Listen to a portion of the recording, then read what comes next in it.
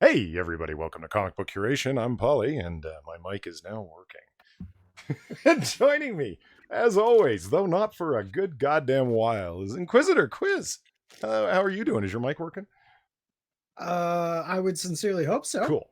Yeah, well, I can hear you, and the level's popping. I don't know what the hell happened. I was talking to you guys, and you were hearing me, and then I came over here and started the show, and the mic level wasn't working. That was weird. Anyway, rounding out our triumvirate of awesome, still. That's Jack from Bad Comic Reviews. Jack, how the fuck are you? I'm good. How are you? Oh, the weather's all over the place, and I got a massive sinus headache to accompany the weather changes. I always get sinus headaches when the weather goes crazy. You guys? Yeah. Yeah? Absolutely. Yeah. Oh, man. I think I've got like a chronic sinus infection or something like that, man. I get really bad sinus infections every year, stemming usually from ear infections. Yeah. See what And Lion Patriot's correct. Chat is not scrolling, so let me just go ahead and fix that. Oh, man, it's been so long since we've done a comic book curation. I had to remind myself how to set a bunch of different things up. How do I do that? Yeah, exactly. And who is it that asked if I might put my Streamlabs into the chat? But Jack was generous enough to get on it before I could. So thank you, Jack. Uh-huh. There. That should fix it eventually. So, have you guys been reading them their cartoon books you like so much? Yeah, I've been reading a few. Yeah. Most of them have been trash. I've got a lot more time, but I haven't been able to, so I don't know. So you're out of excuses is what you're saying. I guess. Yeah. Well, the reading that I've been doing is Jack. I actually did a deep dive back into the X-Men's. Yeah, to get caught up with all the stuff that I've been missing. The relaunch stuff, the Krakoa, blah blah blah. I mean, it hasn't helped. I'm not gonna lie. I had to read Excalibur #3 twice.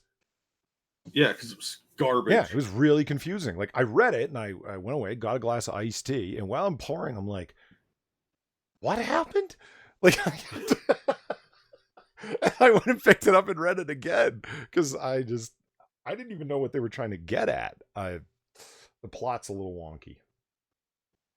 They're dragging things out because they're trying to do this big epic story, but I don't think Hickman is explaining the end game to everyone, and they're just revealing little pieces as they go. So they're trying to write a book, not knowing if they're going to sabotage the main story. So the editor might kick it back and be like, you need to change this. And they're like, well, I don't know.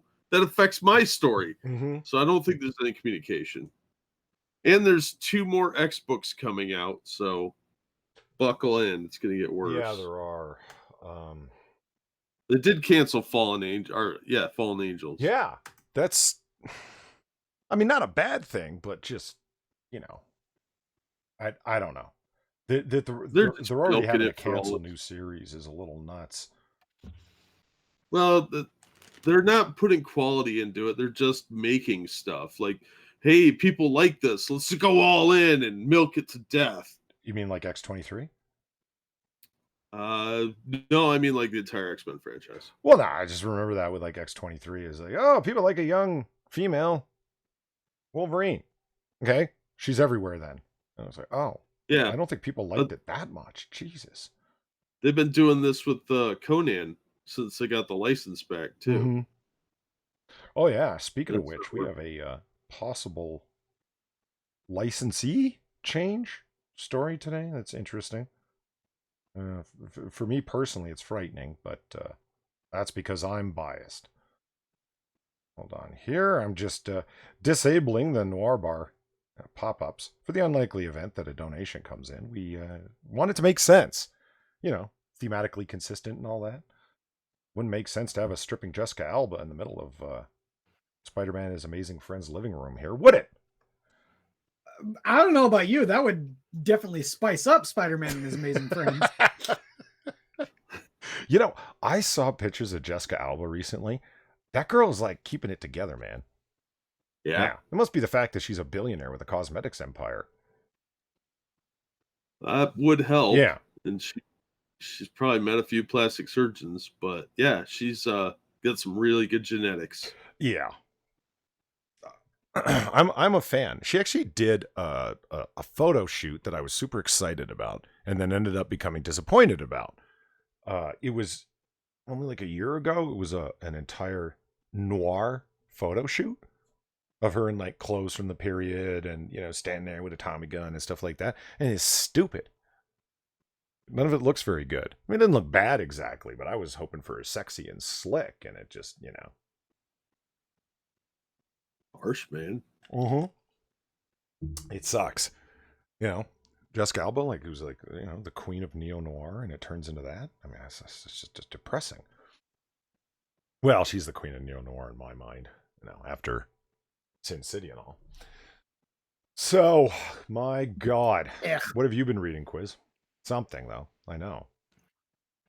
No, actually. Really? I Nothing at haven't. all? No, I have the trade of White Knight, and I keep meaning to pick it up, but I just haven't.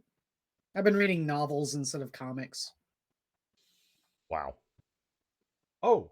I know, I'm sorry.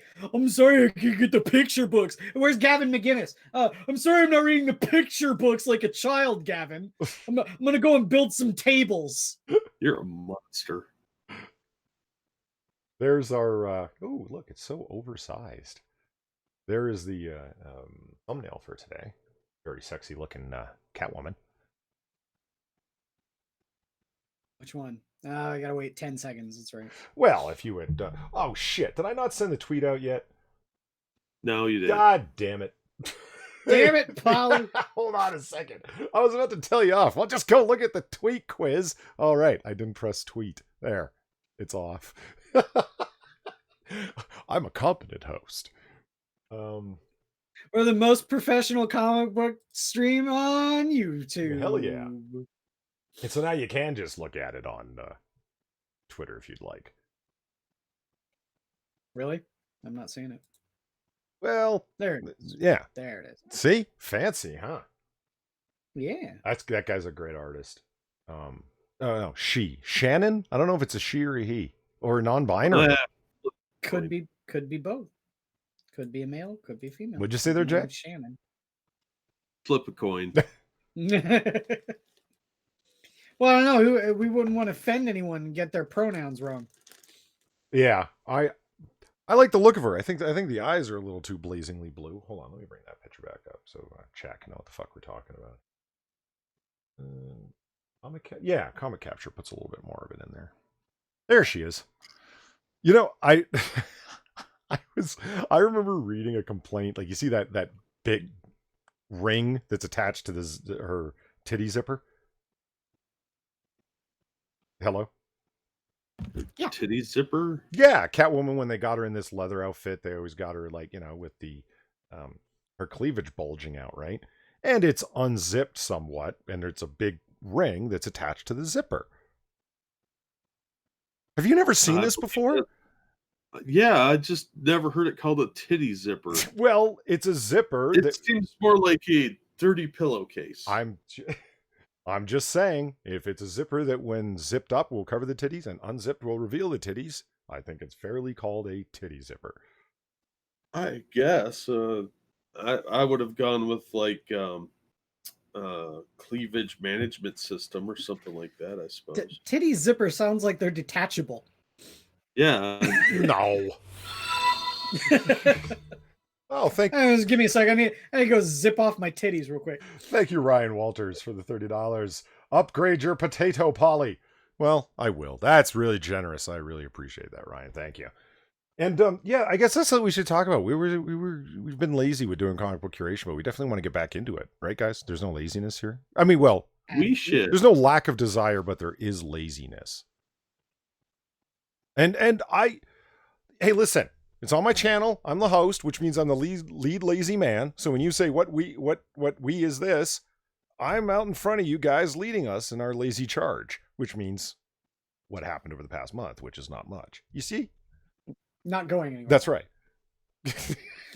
It's called apathetic leadership. I could write a book about it, but I can't because I'm lazy. I could have somebody else write a book about it. I can have it ghost-ridden.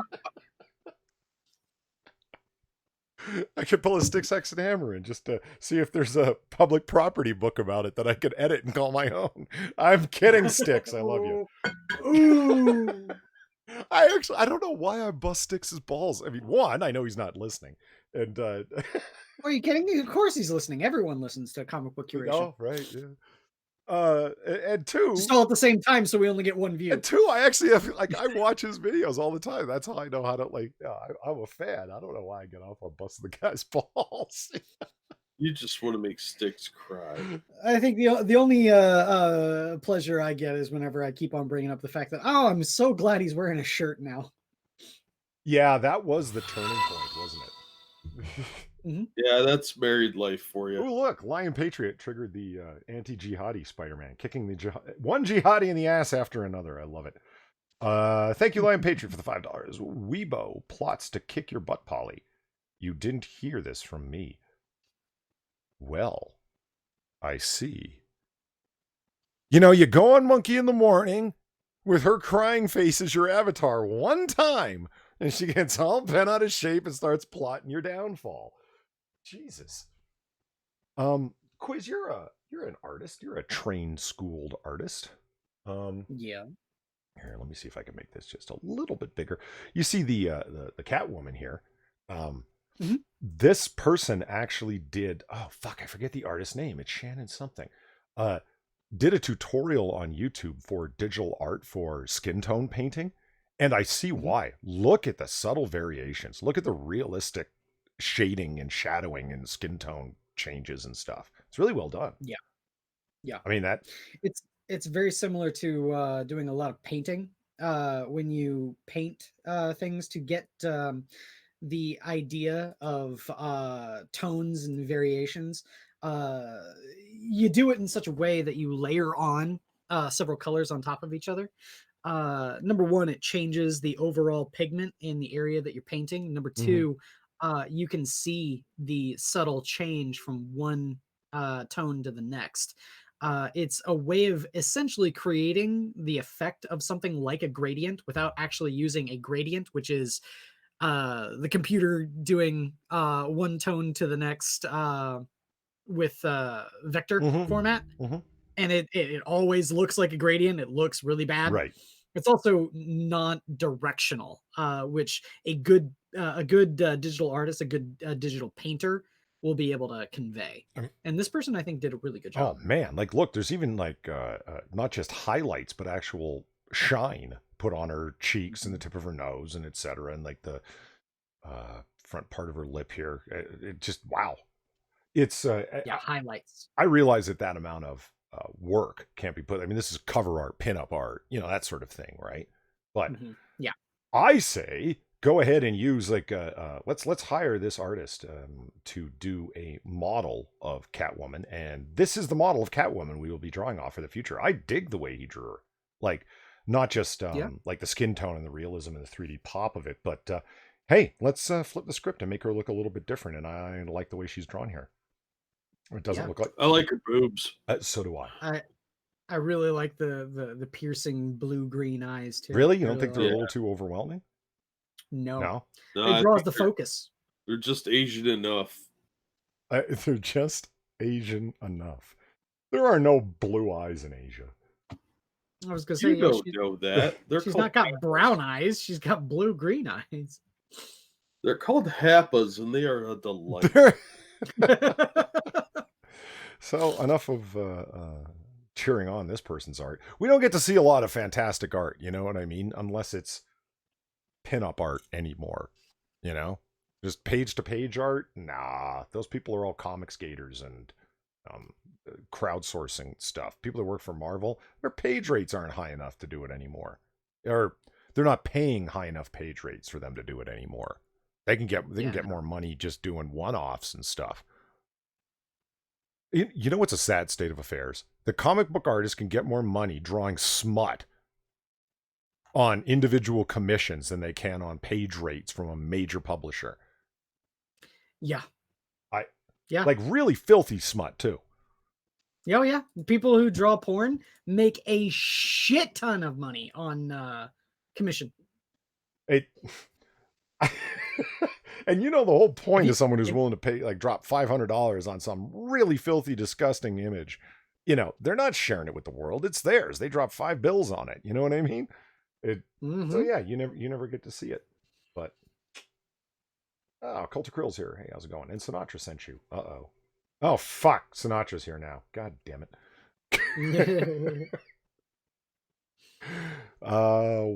So what do we want to talk about here first, boys? We want to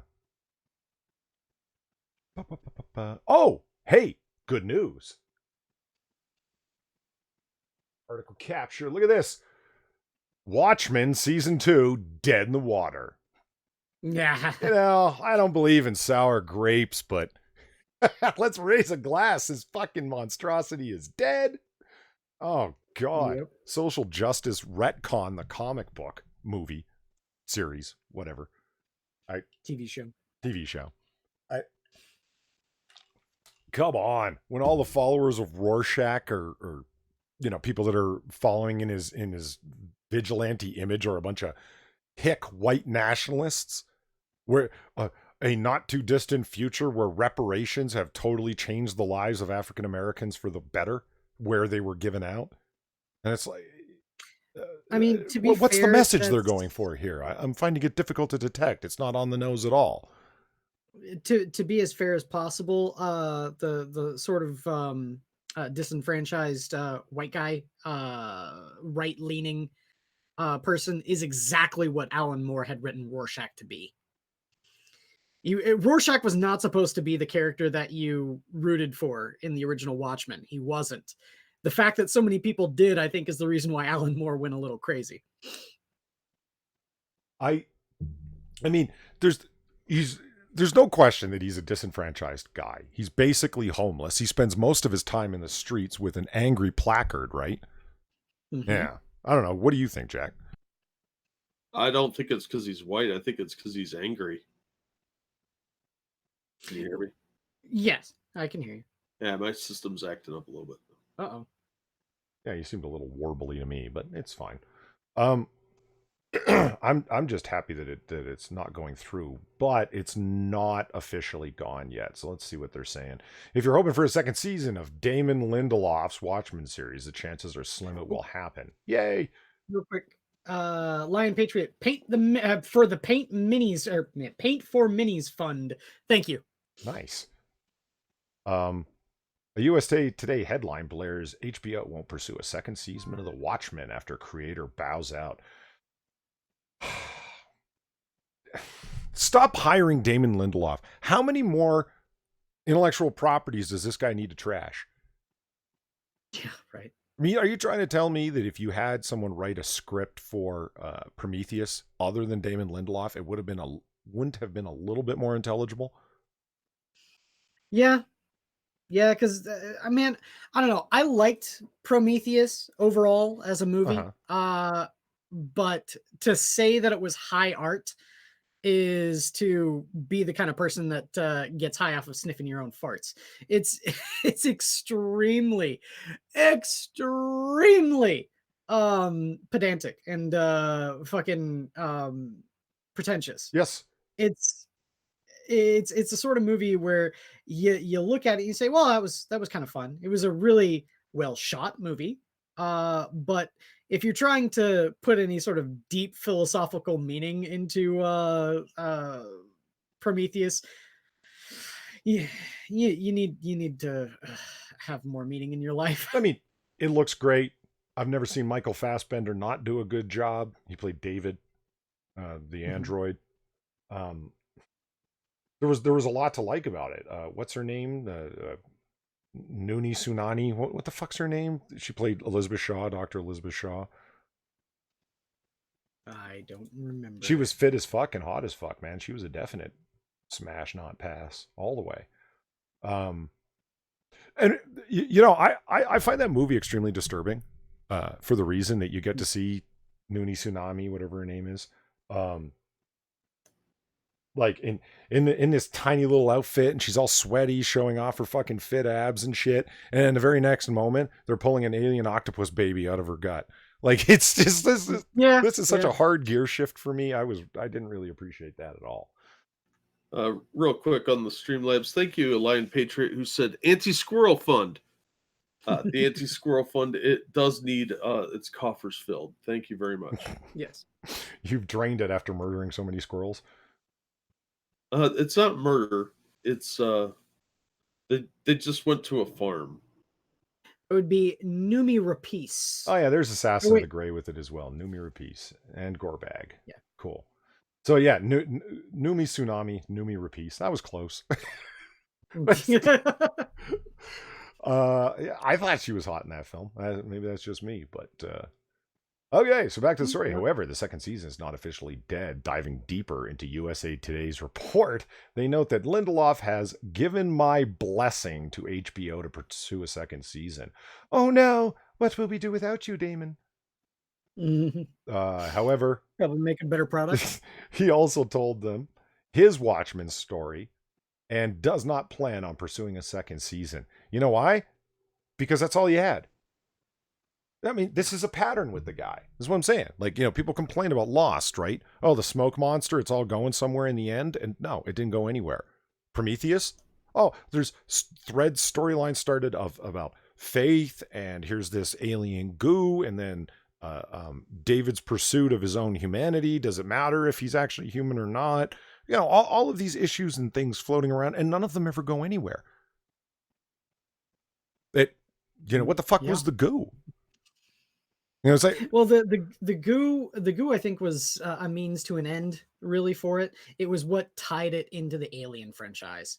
Well, what they did show you was what they did show you was all the engineers standing around a giant spittoon, and they're rubbing one out and they're shooting goo. That's what you didn't see. That was in a deleted scene, I'm pretty sure. I may have just made that up. I'm not positive. I get what they were trying to go for with the whole goo thing. It was trying to show that it was primordial ooze, the wellspring from which all life, evolves. And then it was to show the rapid evolution, what would eventually become the xenomorph from Aliens. But it put in a whole lot of other shit that a lot of people hated. Like the people that were interested in the whole faith aspect, and what does it mean to have faith while also be a scientist, and how do you reconcile all of these things? All of that was thrown by the wayside because everyone wanted to see where the aliens came from.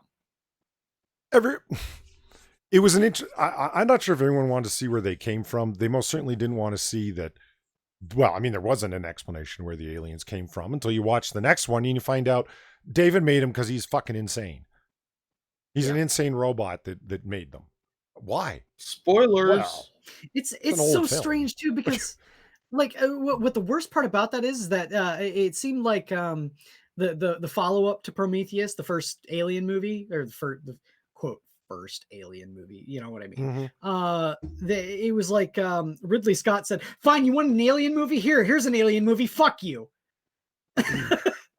Well, I mean, I'm okay with him doing that and doing a movie that's not necessarily an alien film, but just based in the same fictional universe. I'm cool with that too. Just, dude, don't hire fucking Damon Lindelof.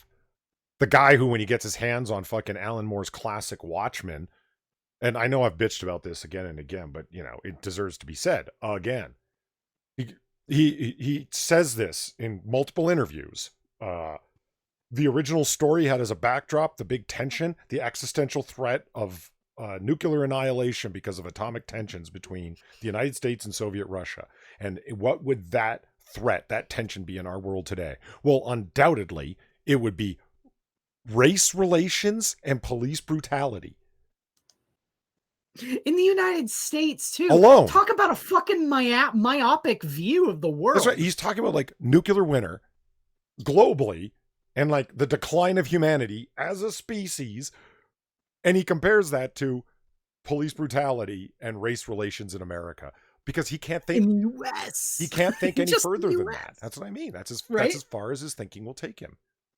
Yep. And I think if he was more insulting is what it is. I think if he was more honest, he'd say this was the big tension controversy that underlay Alan Moore's original film.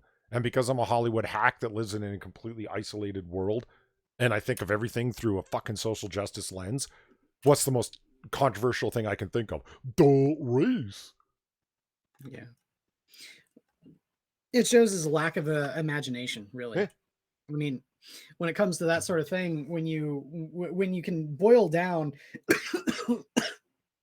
existential dread for the entire planet. I mean, places other than the United States and Soviet Russia were worried about nuclear war between those two countries. And to boil that all down to one country's myopic view of internal relations, how full of yourself do you have to be? Talking about jingoistic. Yeah. Is that not fucking jingoistic to the max, dude? You thinking that everything revolves around America? No, I would disagree with that. I don't think it's jingoism Really? in the sense of like American empire and so forth, and militarism, which is like, at the core of jingoism. It's more what they spend all day complaining about on Twitter is the center of the universe. It's much smaller than America. It's the tiny neighborhood in Los Angeles that they live in that's their universe. Yeah, I guess. I'm just trying to join the threads. Yeah. Well, the HBO they're already disjointed enough. The HBO programming chief, Casey Bloys, told USA Today, and here it really is. It's really in Damon's thinking about what he wants to do. If there's an idea that's excited him about another season, another installment, maybe it's like Fargo, True Detective, an anthology take on it. Or if he wants to do something different altogether. We're very proud of Watchmen. I don't know why. The audience didn't really like it. It dipped completely after the first couple of episodes. You guys didn't even renew it for a second one. You couldn't pay the guy enough money to come back for a second season. And the guy's honestly out of ideas. What's he going to do next? Well, the central underlying theme of this season is transphobia. I wouldn't put it past him. I mean, seriously, his thing is going to take him that far. Oh, it's hatred of women or something. The women. But I'm most interested in what Damon wants to do. Now, here's the thing that kills me. Regina King, who starred in it, says, I can see myself being involved in a season 2 if it were really smart, unlike season 1. I would need to know the beginning and the end game, unlike how this season was. I did not know what the end game was. I just totally trust Damon. Damon didn't know what the end game was. It didn't end anywhere. Just like Lost, just like Prometheus. The guy can't finish stories. He just writes stuff, and he's one of the 24 writers in Hollywood that write fucking everything. There you go. I just totally trust him. Regina, you said you loved the series and you thought it was brilliant. It's almost like that was promotional garbage you were saying just to say. Now, what? Hollywood doesn't lie to us, Polly. Yes, it does. And here's an article. Nice segue, Jack. Bad Boys for Life star Will Smith admits he has to pretend to like a movie he's in just to promote it. Yeah. Shocker. No, not really. For fuck's sake, man. What, you mean he didn't love After Earth? Well, his kid was in that, so he kind of had to. I think he did. I mean, I love that movie's made by production studios he's worked with previously. He had to incentivize them with their own money. He and his kids star in it, and he's only in it so he could get his kid in it. And they hire M. Night Shyamalan to direct. I mean, it's such an obvious constructed, you're going to like this movie. Yeah. It was total trash. Have you guys seen it? You guys seen After Earth? Yes, I have. Unfortunately. I couldn't sit through the whole thing, but I saw enough of it to know that M. Night really was the winner in that scenario because he got a good paycheck. Yeah, you did. Ryan Walters actually brings up something that, the giant mural, the wall carving that's in the room with the heads and all the vases of black goo. That's, it's got a giant mother xenomorph on it. Clearly, like it's not accidental, it's there. And it's like, but wait a minute, David didn't create them yet. But he Huh? saw that mural and may have used it for inspiration. Oh, nice. Damn, that's some pretty fine-tuned genetic manipulation that guy's got on deck. Huh. That are yeah, well, you know what? It could be that the because wasn't David corrupted by the engineers in some way? No. I thought he No, was. he murdered them all, remember?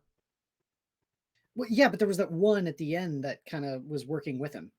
No, it knocked his head off, literally. I'm remembering the movie. It was like the engineers talking about the big blue guys, right? Yeah. One of them, when it came to life, he was talking to him for a second. He said, this guy wants some more life. The old man, what's his name? Waylon.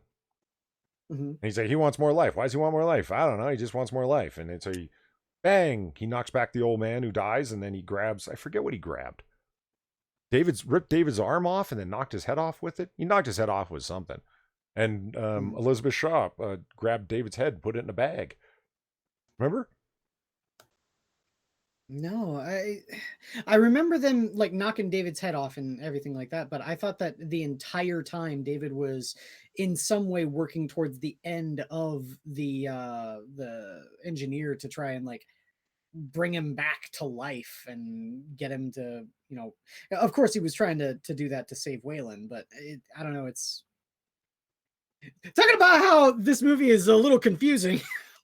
I mean, and not well written. The big guesses that are taken from the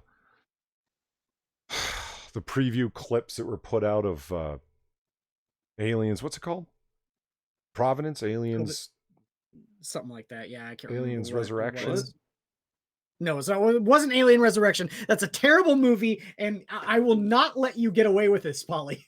What? I don't care if she was in her peak hotness. That was an awful movie. That wasn't. Oh yeah, that is what it was called. Yeah, Alien Resurrection is the one with Winona Ryder. Was it called?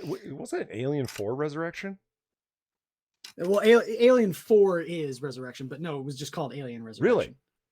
Yes. Yeah, and for those of you who don't know what we're talking about here, we're talking about Winona Ryder, and she was at peak hotness at that time, and it makes that movie watchable for that reason. Quiz just won't admit it. Okay. It was a bad movie. I wanted that movie to be good. I really did. It was Alien Covenant, by the way. Alien Covenant, that's right. Yeah.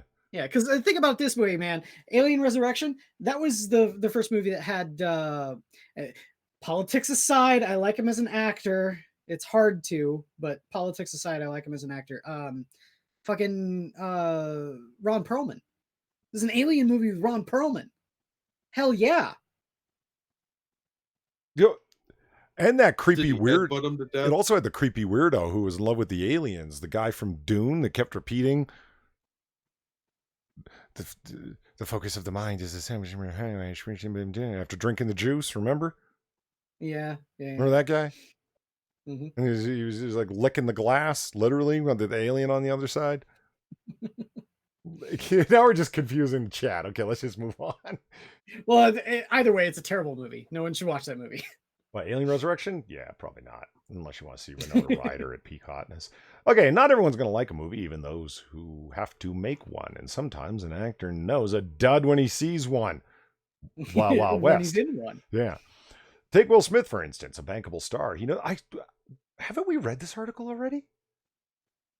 No, it just sounds like it because you don't like Will Smith. Huh. Well, Smith stopped by The Tonight Show with Jimmy Fake Ass recently and promoted the big budget action sequel to Bad Boys for Life, discussing what motivated to come back to the Michael Bay Spawn franchise almost after 2 full decades, because he was sick of flops after flops, so I thought I'd release a super flop.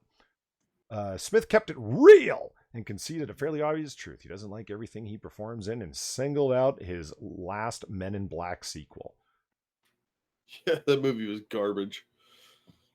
Wait, was he in the last Men in Black sequel? No, you're thinking of International. That's not the one he's talking about. He was talking about Men in Black 3. I swear the last comic book curation we did, we covered this article and we had this exact conversation. Or I'm having some extremely detailed deja vu. I think you're having deja vu because I've never heard of this. I've never heard this. No, I remember. We talked about it on Monkey in the Morning. Really? Yeah, I think so. All right. So here's these two fools in Paris for some reason. Or maybe they're just in front of a detailed backdrop. Who knows? But he loves Bad Boys for Life and thinks everyone else will too. Well, they didn't. Quote, it's fantastic. Y'all gonna love it. Because I say that a lot. I'm gonna keep it real. Sometimes I say y'all gonna love it and y'all not gonna love it. Sometimes I've seen it and I know y'all not gonna love it. But it's an expensive movie. But this time, this movie is out of here. It's so good. If you like the first two at all. So essentially what he's saying is, that's hot. That's hot. It is hot. Because I am sure he was really passionate about his YouTube channel. Yes. Yeah. About YouTube Rewind? Yeah, Hell yeah, man. he did. He was. He was all about Hollywood celebrities getting live because that's hot. That's hot. Fucking Will Smith. A jackass. I mean, you just, guys, never trust a Scientologist. That's all I'm saying. He's a Scientologist? Yeah, that's the rumor. Oh, wow. Wow. It would I explain don't know. a lot. Let me look at it. Anybody else think Martin Lawrence got like weirdly fat? Yeah, not just fat, but weirdly fat. Yeah. Why didn't you that's what lose I'm some saying. weight for the movie you knew you were going to be in? I mean, this is the first like Uh, big budget thing you've been in forever. Why don't you lose some fucking weight, man? Maybe he's going for a more realistic Big Mama's House 3. According to Wikipedia, so, take this for a grain of salt, he is not a Scientologist and has denied rumors claiming him as a member of the Church of Scientology, but he has spoken favorably about it. Quote, I just think a lot of the ideas in Scientology are brilliant and revolutionary and non-religious. Well, yeah, when you like a Scientologist. I'll say it's when he got his audit, he realized his body thetan level was fairly low, so he didn't need to donate to the Church of Scientology. Okay. But body thetans are frozen souls that people have trapped in their I'm body, aware. and that attracts the evil overlord Xenu. So we need to stop that. Look, No, we got no. those spaceship B-52s to take care of that. So And he also the higher body thetan count makes you more sad. So well, that's why you don't go to shrinks, because shrinks are the devil, according to L. Ron Hubbard. What? So you don't know the history of psychiatry. I know the history of psychiatry. Remember Tom Cruise? Who was he arguing with about that? That was fucking fantastic. Oh man, that dude's fucking weird. Yeah. It's like, is Will Smith a Muslim? No, he says that him and his husband there don't.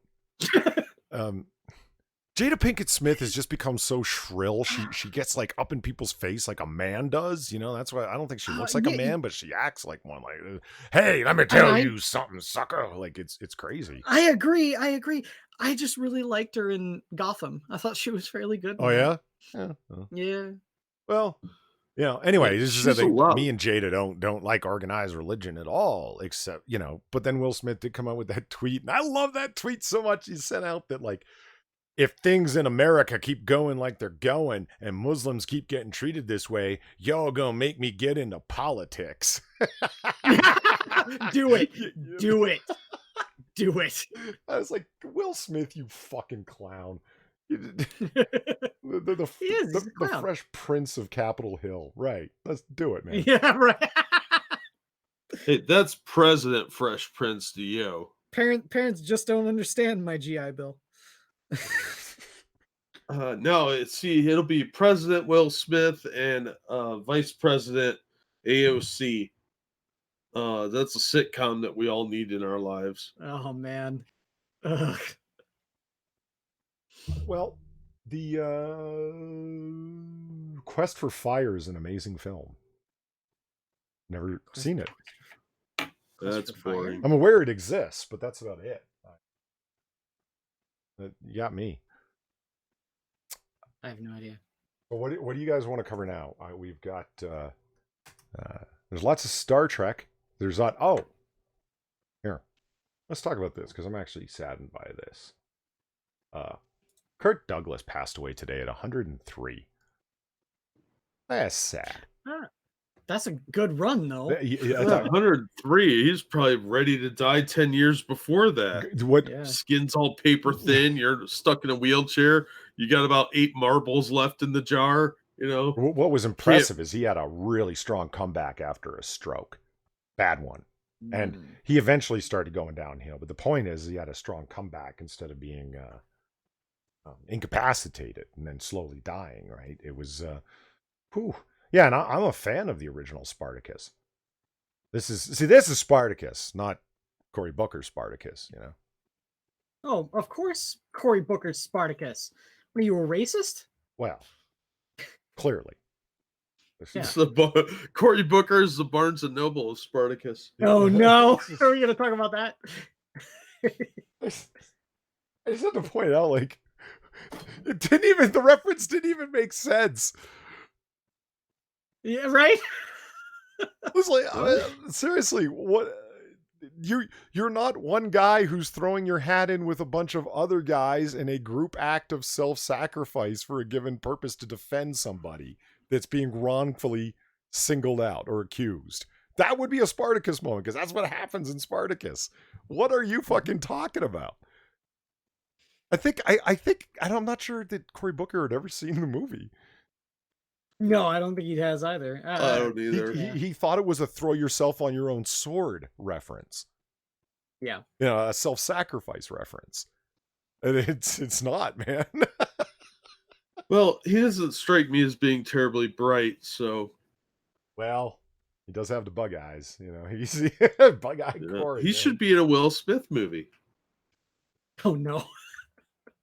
And you know, I bring up Sin City a lot because I'm a big fan of both the movies and Frank Miller. And this relates to Cory Booker. See, we can always connect it back to comic books one way or another. Because he's banging Rosario Dawson, which I have a big problem with, and she was super hot in the Sin City films. He's banging her.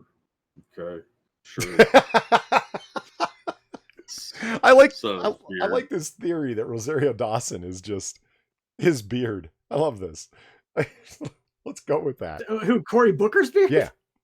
He's actually. Oh, okay. Yeah, he's actually both Jack and Monkey seem to think he's a gay man that just is like paying or using Rosario Dawson to pretend he's straight. Look at him and look at her and tell me that couple makes sense. It doesn't. That's why I find it so obnoxious. Beard. But yeah, Kirk Douglas dying, I've seen him in a lot of great movies, and I think it's sad. And already on Twitter, he's being accused of rape, guys. Well, that's an old story. Yeah. Apparently he raped Natalie Wood. Natalie Wood's mom covered it up and forced Natalie Wood not to say so. And then Natalie Wood had a very unfortunate accident at sea. And yeah, there you go.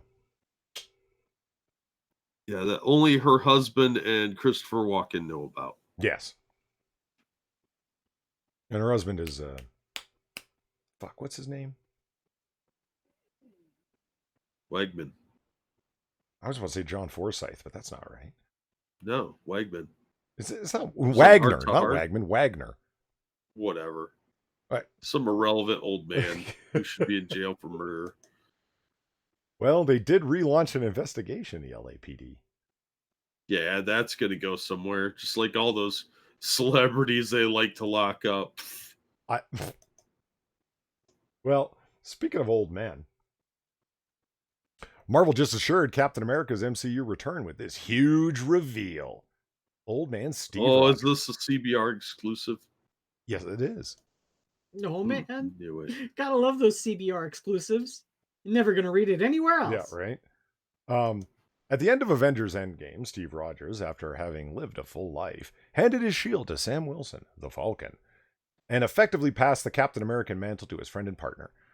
The aging Steve retired in a moment that brought the character's Marvel Cinematic Universe arc to a proper conclusion. Now, it's up to Sam Wilson to live up to the legacy of the Sentinel of Liberty, which is bound to be explored in the upcoming Disney Plus series The Falcon and the Winter Soldier. So this is a giant promotional piece for The Falcon and the Winter Soldier. With the series well into production, we've already caught glimpses of the characters making their MCU return. such as the two titty characters, Captain America's Civil War Baron Zemo. Oh yeah, that's right. Baron Zemo was in it, sort of, kinda. But the Falcon and the Winter Soldier will also feature the introduction John F. Walker, the anti-hero and occasional villain, known as U.S. Agent. In fact, new photos of the Disney Plus series have debuted the character's costume, which comes with a very familiar shield. Okay, are we going to get on to Steve Rogers here? This is starting to feel like clickbait. John Walker debuted in... well, Steve named Sam Wilson as the inheritor, the Captain America legacy. In the MCU, it's possible Walker will appear as an antagonist in The Falcon and the Winter Soldier, similar to how he was introduced in the comic book Marvel Universe. We've already seen U.S. Agent in his own red, white, and blue costume, wielding Steve Rogers' iconic shield. Therefore, it looks like he might be positioned as the government-sanctioned Captain America. If that is the case, then he might eventually damage the legacy of Steve Rogers with his warped views. He's a white nationalist? No. I just figured white nationalism was going to come up here somehow.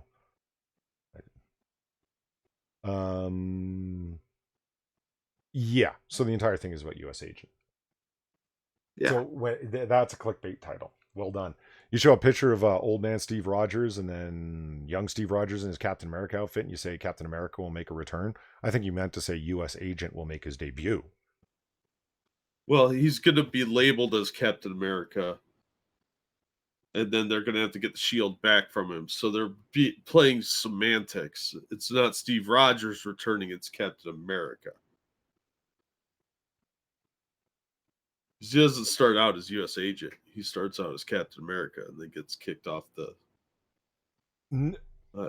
he goes crazy and kills some people. Oh, the title, The Falcon and the Winter Soldier, is a terrible title. Hate Camel says, yeah, it absolutely is.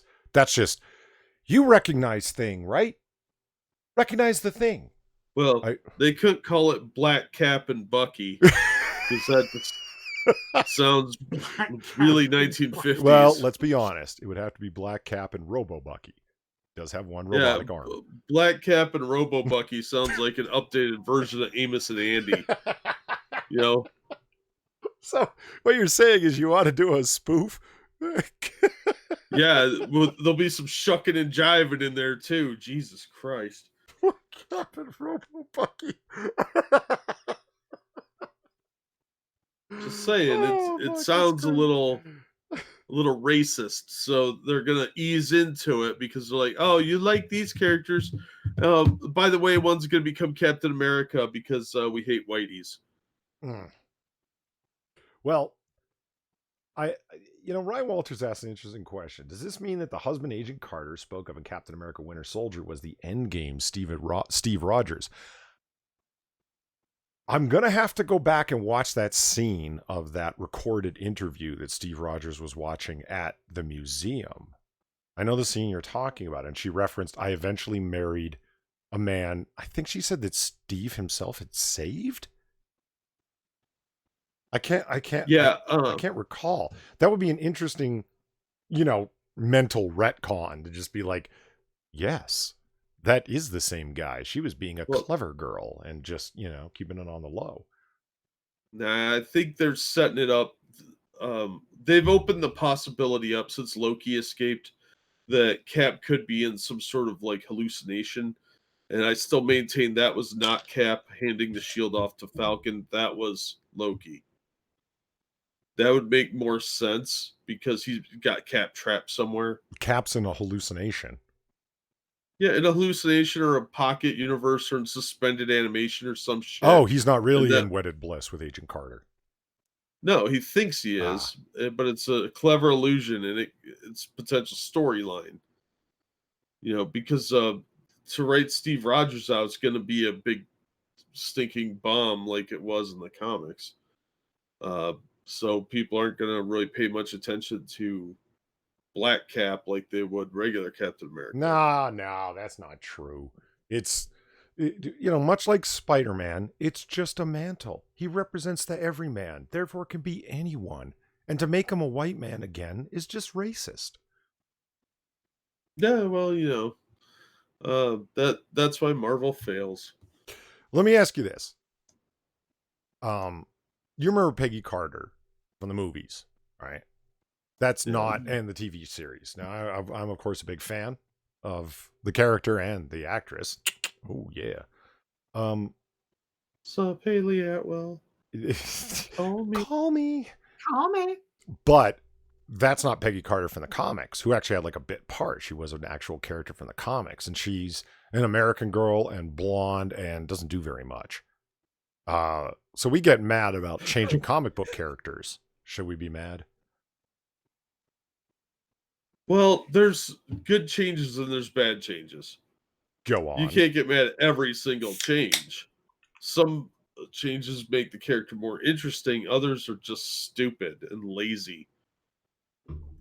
So, yeah, I mean, it really comes down to personal preference, of course, but I think a lot of the changes are dumb. Like, they really wasted Agent 13 and they set her up really well in Winter Soldier, and then we never saw her again. True. All right. Have a good night, Gorbag. Thanks for coming by. See you, Gorbag. I hear you. Agent 13 could have been awesome. Doesn't she have a Disney Plus something? Aren't they doing? They're doing something with her. I forget what it is. She's going to be in Falcon and Winter Soldier. Is she? Okay. Because that actress, she's also. I mean, she's no Haley Atwell, but you know. But she's pretty bangable. Have you seen the Haley Atwell Snapchat, TikTok? Yes. Thingamajig? Oh man, Quiz, did you see it? No. Oh man. That's the boob slip. Oh hell yeah. Oh wait, yeah, the boob slip. Yeah. Yeah, I've seen that. I mean, Yeah. poor Haley Atwell, because she's a lady. She's never posed nude anywhere or anything like that. Has said that she doesn't really want to, just doesn't see the purpose. And then she's like singing and she's kind of throws her arms, and it's like, why were you laying in bed naked? Like, I'm not opposed. Don't get me wrong. It's just. Oh, I wasn't complaining. And she sent it out. How did you not see it? Didn't you watch it just to see what it looked like? Oh fuck. I mean, and you know, you see some actresses pose naked and you're like, no, the mystery was better. Looking at you, Jennifer Overpaid. What's her name? Jennifer Lawrence. Yeah. Oh, she's gross. Yeah, well, she's exceptionally average. Naked. Wood face. Wood No, face? wood face. Meaning she can only emote one emote, which is mild disinterest, just like what's her nuts, that Twilight bitch. Oh, Kristen Stewart. Yeah, Kristen Stewart. They're both cut from the same cloth. They're wooden puppets. Yeah, Jennifer Lawrence has a weird neck. Weird neck. She's not an attractive woman. She's not. Yeah, crucify me all you want, man. She's not an attractive woman. No, she's got a weird neck and weird boobs. That's just my opinion, though. And she kind of looks a little used up, if you know what I'm saying. Ouch.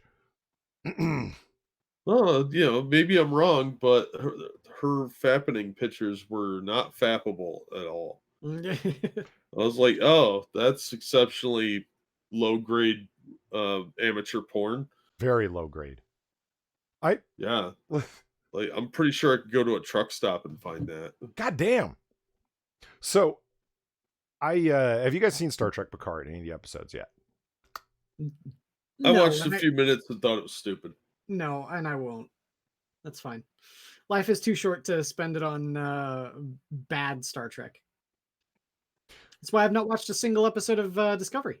Oh, you're so fortunate. Oh, well, you really are. Yeah. I mean, I've seen Discovery just so I can complain about it, but and I'm not a Trekkie. I like Star Trek. You know, I'll watch it when it's on if it's one of the good series, but right. I don't go out of my way to get pissed off at Star Trek. Well, I mean, okay, so I've seen it, and it's, yeah, I agree with Jack. It's just like, it's boring. Like that's what happens with it's warp speed 0.1. It's so bad. You don't you want your first episode to capture the imagination of people? And episode 2 was more in like, and I'm not talking action like phaser fights and running and blah blah blah. I just mean pacing. episode 1 was just horribly paced. It's so like, Jesus Christ, this is what you're putting up for the first new Star Trek in, I don't know, over a decade. Like, on TV anyway, I mean. You could tell Picard is really old. Or Patrick Stewart, whatever, I'm tired. And there's that scene where they're running away from the biker gang bad guys. No spoilers. And they run up a flight of stairs for no fucking reason other than to knock somebody over a stairway rail. And I was like, you're dragging an 80-year-old man up a flight of stairs running? Are you high? Like, yeah, let me take let's run. Onesie? Twosie? Yeah, I mean, he's no Kirk Douglas. This guy's, he's... I mean, she would have been better off carrying him. He's not running up a flight of fucking stairs. You're going to stand there and have a gunfight. You're not going to run up a flight of stairs with that geriatric old man. I don't care if it is the future. Well, yeah, I mean, he's pretty fast for a 94-year-old, but not very fast for an 80-year-old. Because in the series, he's supposed to be 94, and shouldn't he have like bionic expanders in his legs so he can like do the $6 million man right up the stairs? You know, that's a very good point. What is the Starfleet's stance on bionic augmentation? Have a good time. Really? Yeah. And why don't we see more of it? Because of cyberpsychosis. Well, that does sound techno-babbly enough to be Star Trek. It really does. Yeah, but it's really actually out of Cyberpunk. Yeah. How early is it from Cyberpunk? Oh, that's from William Gibson, so 80s. So 80s? 83. Okay. I was just wondering because in Star Trek they have transporter psychosis. Yeah. But that came out very early 90s. So I'm like, who possibly ripped off whom there? You could just add psychosis on and it sounds cool. Sure. So yeah, I don't know. It's this show looked really lazy. Like it looked like they had a bunch of Hallmark Channel people trying to write sci-fi. Mm-hmm. Well, when you have what's the showrunner's name? Kurtzman. He's like, again, he's like one of the 24 people they have in Hollywood to do fucking everything. Why? I don't. Evil One brought up Borg. That's a good point. What about the Borg?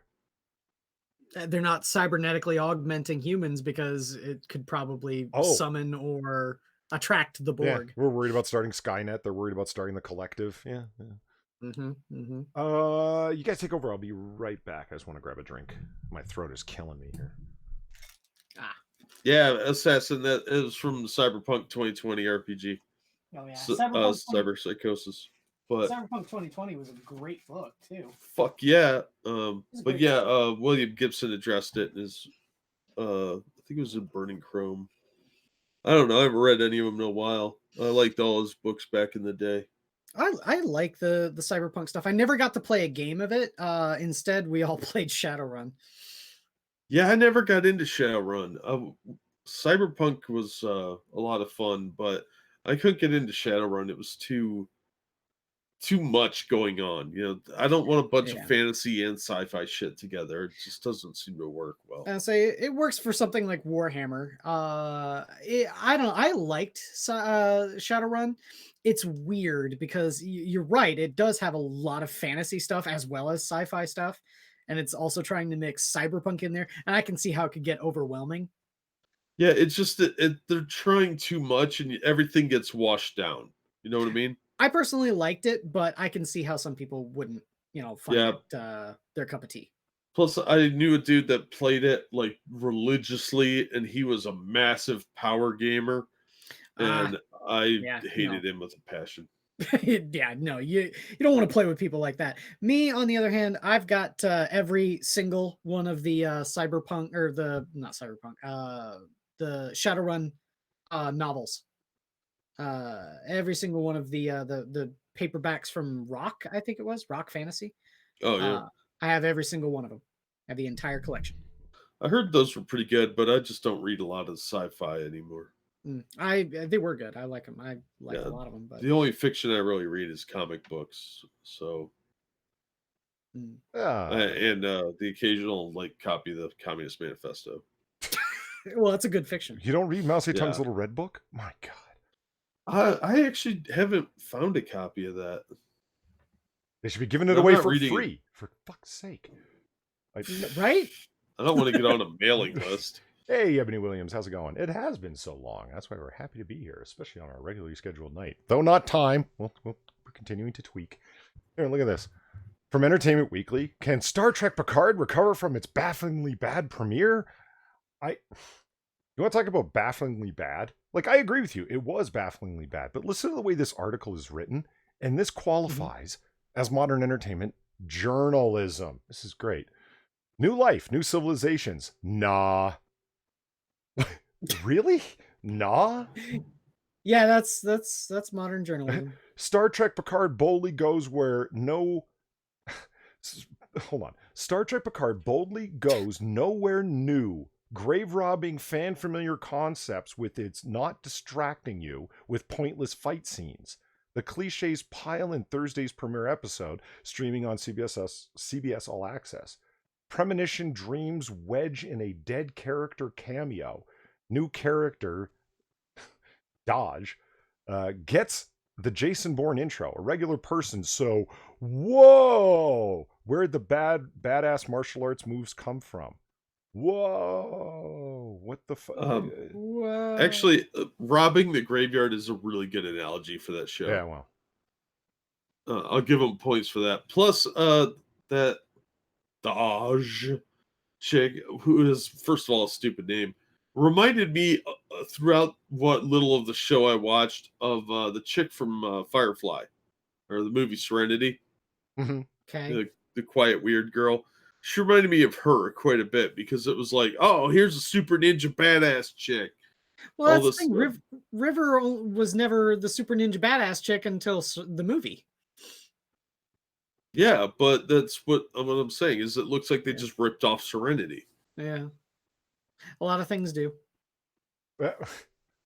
Yeah, while I agree with this, the general sense of this article, I get the feeling that this Entertainment Weekly article only came out after everyone else's did, and the Rotten Tomatoes scores became clear, so they were very much in the mainstream of thought. And it's piling on. Yeah, and it reads like one big long Twitter post. The only thing that's missing from here is the phrase "Slay Queen." Well, you didn't read the whole article. I mean, you're not wrong. Yeah, Queen Slay. Entertainment Weekly Video Studio, sponsored by Toyota Corolla. I just look at them all here sitting around. Poor ass Brent Spiner going back there going, I'm a talented musician and actor and dancer, and now I'm in the back row. What the fuck is going on? And here we go. We can bring it back to comics. Brent Spiner, ironically, was a really, really, really good Joker. Brent Spiner did the voice of the Joker in Young Justice. Did he really? I didn't know that. And he's really good. He's really good. I liked his YouTube show that he did. Can I make a point it's petty? I admit it. But if you look at this picture here of the Entertainment Weekly Video Studio, sponsored by Toyota Corolla, you need to hit up Toyota for more money. Yeah, you can hardly see the product placement there. Well, they're sitting on cutouts of mushrooms. Yeah. Which are actually just taped to the front of normal stools with bad, I don't know what you call them, diorama 2D cutouts and stuff glued to the wall. Look, the writers of the show worked really hard on that. That looks like they're on the set of a school play. No, it's right. It's where it's their safe space where they go to write and come up with creative ideas. And the mushroom stools are what they take when they're in their safe space to write these shitty storylines. Yeah. This is so bad. And you got the fucking 20-year-old Dennis Miller sitting back here. Assassin, this might be the set for Romper Room. I'm not sure. That's what it looks like, the set for a children's show, like low-budget, local children's show. Exactly. No, this looks like something you'd paint your kid's playroom. their toys are in a toy box somewhere off to the side, and there's an adult like, get out of my fucking house, you weirdos. Yeah, right. Well, might as well talk about it. New rumor details the Orville creator Seth MacFarlane's plans if he acquires Star Trek. Oh no. Yeah. I mean, people need to start telling fucking Seth MacFarlane that. No. Yeah, right. I mean, I know some people really like Seth MacFarlane. I don't. I think he's a pretentious cocksucker. I think he writes good jokes on occasion. He's a fairly talented voice actor and singer. There's no question about that. Yeah, okay. But no, he can't write his way out of a fucking wet paper bag. He's a fucking terribly unfunny person. He's overrated. He is dramatically overrated. And what's funny is he's not highly rated for the stuff he's actually talented at, like singing. He's an extremely accomplished singer, which you wouldn't think so. It's why he can do all the voices that he does. But he shouldn't be writing things. He's not nearly as funny as he seems to think he is. Oh yeah, he definitely thinks he's the funniest person on earth. And Yellow Devil says that rumor's at the same time. What's that, Jay? Oh, sorry. Sorry, go ahead. I was just going to say, Yellow Devil says the rumor is not credible.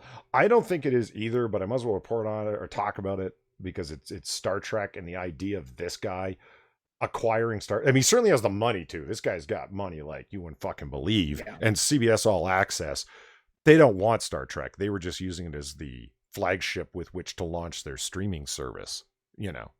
I was amazed they dumped as much money into it as they did, considering how half-assedly they approached it.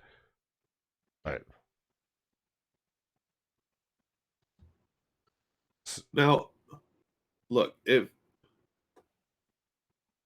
Hello. Yep. Go on, Jack. Oh, okay. Sorry, there was a noise, and I was like, "It's something wrong." Look, if this idiot got the Star Trek license or the ownership of it, would it really be worse than Discovery? Well, maybe not. I'd rather see, like, Star Trek has become like a weird, coveted, rotten hot potato. It's like people want it, but they don't want to hold on to it for very long. and once they have it, they're like, oh God, it smells bad. Like it's. Well, see, that's the thing. I think that Star Trek is in a better position than, say, Star Wars. Because at least J.J. Abrams, as much as people may have problems with those movies, and I'm not going to say that they're perfect, but at least those movies are fairly well received. Name something Star Wars that's been well received other than The Mandalorian. Oh, I don't disagree. And I mean, CBS had problems because CBS split from Paramount, and then they rejoined, so the licensing is back in, but it's still all being produced under Bad Robot, J.J. Abrams' production studio. Mm-hmm. And as hold on, Dr. No says he's planning to buy all of Star Trek except for Discovery and Picard and the Abrams films. Yeah, because J.J. Abrams isn't going to let stuff that came out of Bad Robot go. And who would want it anyway? I mean, Dr. No, you just named all the bad Trek. Because in my head canon, it's Enterprise back is canon. Everything after that are just really expensive fan films. Yep. Real quick over on the Streamlabs, Evolved Potato said, Seth MacFarlane can tell a great joke. He just needs to be written by someone else. Right. And I 100% agree with you, Evolved Potato. Yeah, well said. It's absolutely the guy. He's got great comedic timing. The voice acting on Family Guy isn't bad. It's just, man, you got to stop letting that guy be a script supervisor for your comedy. It's or writing the script himself. Worse yet. A new rumor. I'll say, Assassin of the Gray said he hated JJ Trek. I like I said, I understand that some people have problems with it. I'm just saying that it was well received, comparatively speaking. The normies liked it. Compared to, well, I'm not even going to say the normies. I'm just saying that people liked it, right? It's more than you can say for something like The Last Jedi. You don't want to hear about 4chan and how they relate to this? Oh, sure. Go ahead. That's where the rumor originated. It was on 4chan. Oh, really? Oh. So is it like a bunch of 4chaners trolling the nerds? I don't know. Probably. Yeah, probably. The rumor comes from 4chan and was subsequently shared on Twitter by Angry Mr. Flibble. Oh, that sounds like a reliable source for sure. Oh yeah, I get all my news from Angry Mr. Flibble. As a quick little side note, right? I'm watching the Chris Hansen and Econ thing, and now I can put an Econ in the tags. Woo! Algorithm. Woo! he had the greatest boomer moment. It was so awesome because Chris Hansen doesn't know what he's doing. He's a traditional journalist, right? You know, smut. An actual journalist. Well, he's more of a smut merchant than anything, but whatever. Well, that's more of a journalist than Don Lemon. He is. More of a journalist than any other journalist. I'm not going to argue there. He's definitely more of a journalist than Don Lemon, but you can say that for the crazy guy down the street soiling himself. True. Yeah, it shows the state of journalism. Anyway, before we get too far off comics, Hansen's talking, and his former producer ended up doing strikes on people. And all of us here that fuck around on YouTube and stuff, copyright strikes are really hurtful to your channel because, they stop you from streaming, which is destruction to Streamlabs, even if you're not monetized. It cuts you off, lots of ways. It's really, really bad. And can get your channel shut down if you get 3 of them in a row. So if you fucked up on some music and then Chris Hansen's idiot producer runs around and strikes you, you're on death's door because your channel's gone with the next one. You know what I mean? He's apologizing for this, saying he didn't realize the gravity of what a copyright strike meant on YouTube. And so he starts listing, he goes, so we've reversed all those. If it's not, email me. And I would just like to apologize to, and he starts listing off YouTubers' names. I ask you to try and imagine attempting to be suave 60-year-old Chris Hansen, traditional, network news guy going, I apologize to you. Loves to spooge 51. I apologize to you, baked salmon. I also feel bad that I did whatever to you, Miss Honey Nuts. Like, it's just the names are all like YouTube names, right? I mean, even one of the person that I'm sure we all know, we all came from it and came together. Ranting Monkey. Would you love to hear Chris Hansen say, "I'm sorry, Mr. Ranting Monkey"? Yeah. That would be pretty funny. Yes, it would. Well, imagine he was talking to you, Jack, and be like, well, Bad Comic Reviews live streams, how are you doing this evening? And I'd be like, I am doing just fine, Chris. How are the perverts today? Right? So, yeah, the rumor started off by indicating that MacFarlane could have the rights to Star Trek by 2022, and then details that MacFarlane would scrap all of the current and planned Star Trek shows except for Star Trek Picard and Star Trek Prodigy. No details have really emerged concerning Prodigy. The name was trademarked back in May of 2019, according to Escapist magazine. That means Star Trek Discovery, the planned Lower Decks animated series, the Discovery spin-off, Section 31, starring Asian Michelle Yeoh, and the rumored Pike and Starfleet Academy shows would all be axed. MacFarlane also has wide-sweeping plans to reinvigorate Star Trek that include a new film starring William Shatner and Jonathan Frakes. See, that's the tip-off that it's crap right there. Yeah, this is like dangling red meat in front of, me. This is aimed to troll people like me. I love the Shat Man, you know that. Like, it's, but I'm far too cynical. I've been online for too long to buy that. I mean, it's just like 4chan's doing it. Doing what to who? That's the question, I've argued this before, and I'm going to argue it again. 4chan is good, boys. They didn't do nothing. Yeah. Bronco Boa says he may be a noob, but he's a polite noob. Well, you know what? I will hand it to Chris Hansen. He kind of hit the ground and stumbled. He didn't hit the ground running, but he's catching up fast.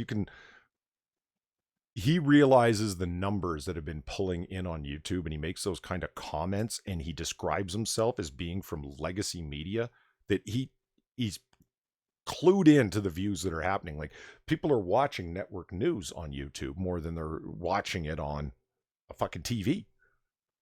You know what I mean? Like, he recognizes the power of the medium. I just find it obnoxious that it's YouTube that's at the center of it, as opposed to user uploaded content that's actually at the center of it. You know what I mean? Provide another platform that does what YouTube does, and people would be over there. Yeah, that's a good point. You don't think if BitChute you could, it was a possibility to stream there, that there would be a lot more going on over there as opposed to it just being an archive dump. Yeah, I keep on bringing this up, man. I think the reason why YouTube has the massive market share it does is because it has the mobile app. A lot of people, when they watch YouTube, they're just watching it on their phone. They end up watching YouTube on their phone. Yeah, well, that's primarily how people consume YouTube, is watching it on their phone. So I think that the reason why YouTube is so successful, comparatively speaking to other platforms, is because they have that mobile app. You know what I mean? Mm-hmm. That's interesting because I almost never use YouTube on my phone. Well, that's because you're a filthy commie.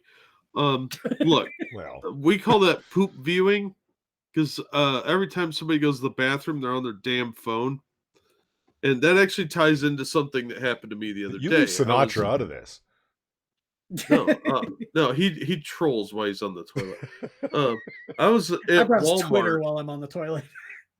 I think it was at Walmart when this happened, and I was in the bathroom taking a piss, right, at the urinal, and I hear this guy muttering something, and then there's a splash, and he's like, "Oh, shit!"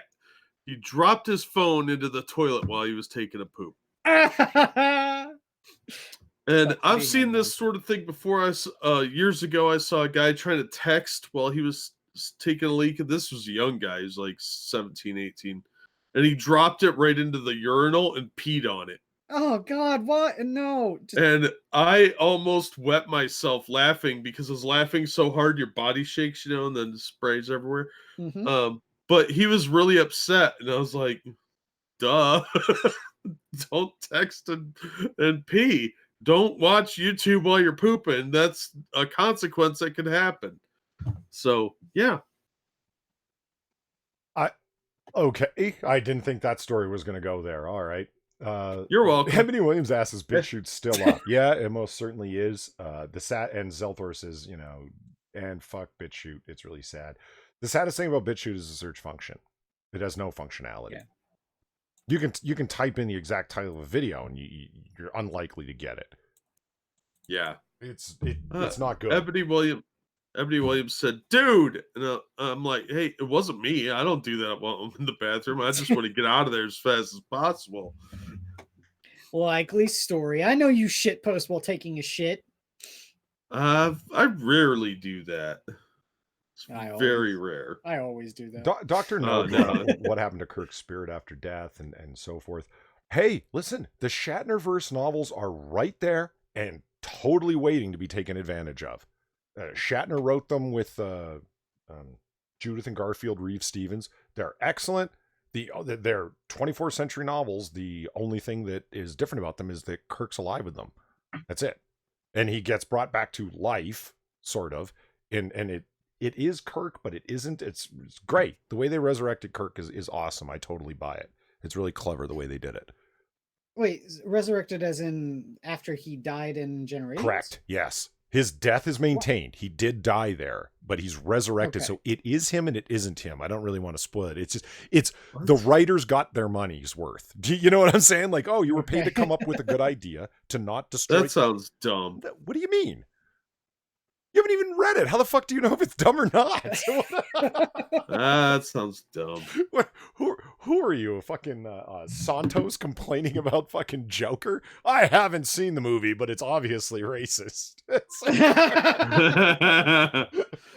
Oh man, fuck that cunt. I know. Fuck her. I brought this up. This is lost content here because we were talking about it when we didn't go live on a thing. Right. On one of our comic book curations. But I was having an idea the other day, and this is going to tie directly into Heather Antos and her fucking shit talking about the Joker. I went and actually looked it up on the night of the Joker, which was October 4th, I want to say. The night of the Joker? Yeah. Yeah, I'm going to say it that way. I'm going to say it that way because they're the ones that kept on trying to, pass that movie off as some sort of like insidious fucking incel plot. No, right? they should be still mentioning it like they do Charlottesville, right? And right? on the night that lives in infamy, the night of the Joker. The night of the Joker. It was like Night of the Condor, but, less eventful. So we all know nothing happened because of that movie. Literally nothing happened, okay? But you know what did happen? Okay? There were plenty of police officers that were in movie theaters, that were sitting in movie theaters to try and dissuade people from somehow doing a mass shooting in a movie theater, right? All because of like reactionary absolute cunts like Heather Ontos. You know what did happen? Hold on for a second, just real quick. Thank you, Frank, for the $5. 99% of my... Oh, shit, my screen just went blank. Okay, hold on. 99% of my YouTube is on my phone. Majority of it is listening while working, like right now. But the restroom is occasional. I still say I'm extremely jealous of people that... I've had jobs where I could listen to the phone, but I wasn't fucking around with YouTube at the time. Like, I should have been doing audiobooks and the whole 9 yards instead of listening to my coworkers yak. Oh yeah. No, I mean, when you can listen into streams while working, I know Ebony Williams does and Frank does, and yeah, that's the way to do it, man. Occasionally, when you got the moment, pull the phone out and do some comments or whatever. Fuck, that's cool. Yeah, that's the life. Yeah. That's the life. So you were saying what should have happened or what did happen? Yeah, well, I'll say what you know what did happen is that there were plenty of police in movie theaters, inside movie theaters. Do you know what happened in what was Humboldt Park, Chicago? The guy who got shot. The guy got shotgunned outside the bar. Well, no, that was in the town that I live. There was a guy that got charged with attempted murder and what was near me? Attempted murder, discharging a firearm. He fired a shotgun into a bar. Right? Where were the police? Were they in movie theaters and not out stopping these sorts of crimes? What about the 9-year-old that was killed in Humboldt Park? Well, we got real problems to worry about, Quiz, like people seeing a movie about a scary clown and becoming angry incels. The kid that died, well, let's be honest, acceptable losses. Yeah, that's the lesson here. I personally think that now, mind you, man, I'm far from the sort of person that wants to put people in gulags and or anything like that, right? I'm far from it. But these sorts of people need to realize that their actions have consequences, that they can't just go around stirring the public up to these heightened, like fucking hysteria over a fucking movie that has absolutely nothing to do with the real life that they perceive it, so much so that it causes the police to divert their assets to different places rather than prevent the crimes that actually take place. Look, Quiz, it's not just about crimes, it's about feelings too. And that hurts worse. I think that people like Heather Ontos need to be aware of the fact that because of the things that she has said, a 9-year-old child was murdered. Good on you, Heather Ontos. That you're going to have to live with that. Not me. I didn't kill anyone. I didn't hurt anyone. She's trying to catch up to Zoe Quinn. Yeah, right. Well, she's going to have a little bit of, Zoe Quinn has at least, if we count that 9-year-old, Zoe Quinn still has at least one more body on her. For now. But you get what I mean, right? Where's that outrage? Where's the outrage about that? Well, you want something to be outraged about? I'll give you fucking something to be outraged about. Fuck Heather Ontos. Fuck Zoe Quinn. Well, you know what? Zoe Quinn was another one that talked about that too. So talked about the Joker. So yeah, no, she's complicit. Look, fucking Zoe Quinn is how this whole mess started for her. That's how you get berated into suicide. Oh, yeah, that should be the name of the documentary. Fucking Zoe Quinn. Sorry, Paul. Oh, that was bad. Oh, sorry. Well, Zoe Quinn, and she writes comics. See, it all relates. Yes. Oh, dude, I read that Deathbringer. I did a review on it. It was just as bad as you think. I'm going to throw the link in for it in chat because I'm a shameless whore. Okay, check this article out. The Roddenberry Foundation, created in Star Trek founder Gene Roddenberry's honor, is funding radical activists like Linda Sarsour. As soon as I read this, I was like, fucking Rod Roddenberry. That's Roddenberry's son. Goes by the name Rod. Yep. He goes by Rod He Roddenberry. does. Yeah, absolutely. Yes. Yeah. Somebody didn't think that through. Not owning the license or anything like that, does a lot of stuff with Star Trek and ended up founding this foundation. He's using like the Star Trek name and his father's name there's a podcast that I listened to for a good while, and it was a pretty good podcast about Star Trek, and what they were doing was just doing episode reviews. That's where they started, and they were actually pretty funny, except that in every single episode they needed to call out well, this was a little sexist, and this was a little racist, and that wasn't as inclusive as it could have been. Yeah. And it's like, man, Rod Roddenberry's got a fucking hand. That guy's social justice hardcore. And listen, I know Roddenberry, like Gene, was a very progressive individual, but progressive in the non-dirty version of the word. Yeah. Like racism under another name progressive, Yeah. Well, the original Star Trek did lack a lot of gays and transgenders, so we should cancel it. Well, I mean, this guy's like, yeah, women can do this job, sure. I mean, that was his perspective, a very like hands-off kind of let people do what they want to do kind of approach to things, and thus very liberal, like in the classic small L version of the word. There was a lot of liberality, a lot of liberty in what he was doing. Why wouldn't they be able to do this kind of thing? If people aren't infighting amongst themselves like human beings aren't, what would it look like? And this was his vision, right? I don't understand how that relates to social justice commissars running around and call out culture, calling out things left, right, and center, because that seems to be what people tend to interpret Roddenberry's legacy as. Looking at you, George Takei. Until call-out culture launched off, George Takei, who played Sulu in the original Star Trek, for those you don't know, and didn't do very much else with his life. He on Twitter is just, has jumped right into the social justice brigading, and he's been with it every minute of the way. And this is the guy who's like, his centralized oppression, George Takei's, was that I was born in a Japanese internment camp during World War II. Right. And that's why you describe Donald Trump as the worst president in U.S. history. Not FDR is directly responsible for having you locked up in an internment camp for being Japanese or anything. You were in a literal concentration camp, and you didn't think to name FDR as the worst president? The guy who signed the orders that put you there? But he was a progressive politician. But this is what I mean. It's that kind of progressivism, where it's just about calling out things and, denouncing people morally. It's like, well, I won't get any likes or retweets by denouncing FDR. He's a social justice hero for the New Deal, after all. And anyway, this article actually spends the majority of its time talking about Linda Sarsour and what a reprehensible scumbag she is, in my opinion. So the part that matters is actually only the first part, where Roddenberry's association is associated with her. Gene Roddenberry is well known as founding the Star Trek franchise. However, the Roddenberry Foundation was also founded in his name by his son, Rod Roddenberry, in 2010.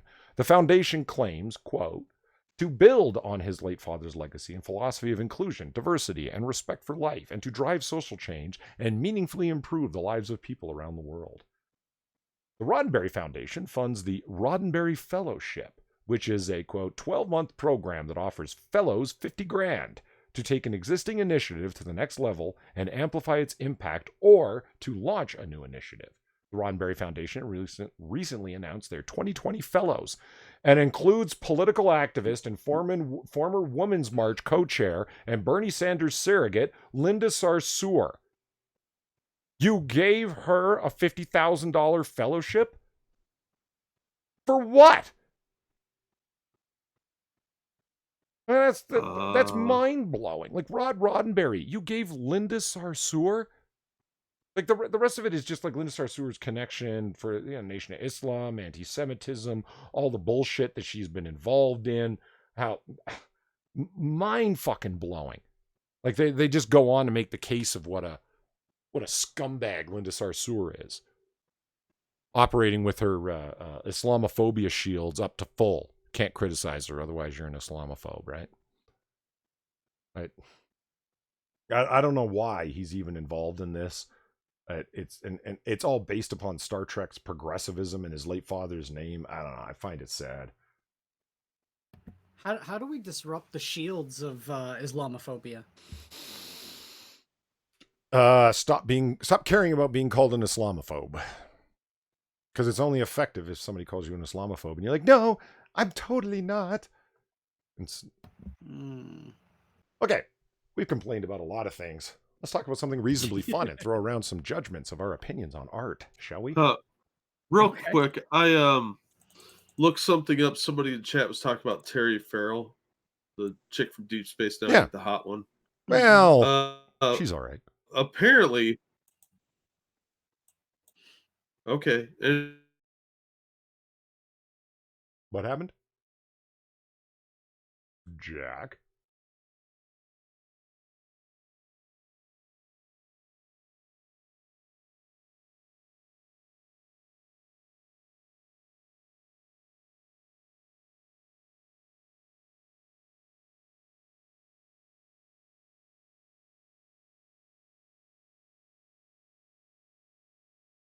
Did the I don't Can you hear me fucking now? know, but she's still pretty hot at 56. That's all I'm saying. Okay, there. Now I can hear everybody. Shit just got weird there for a second.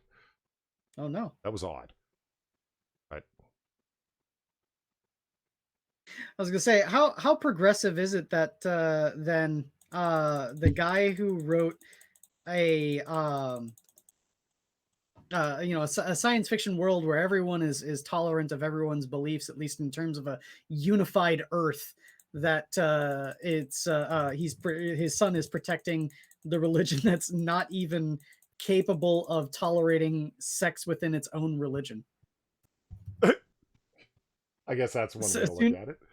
Sunnis and Shiites hate each other. Yes, they do.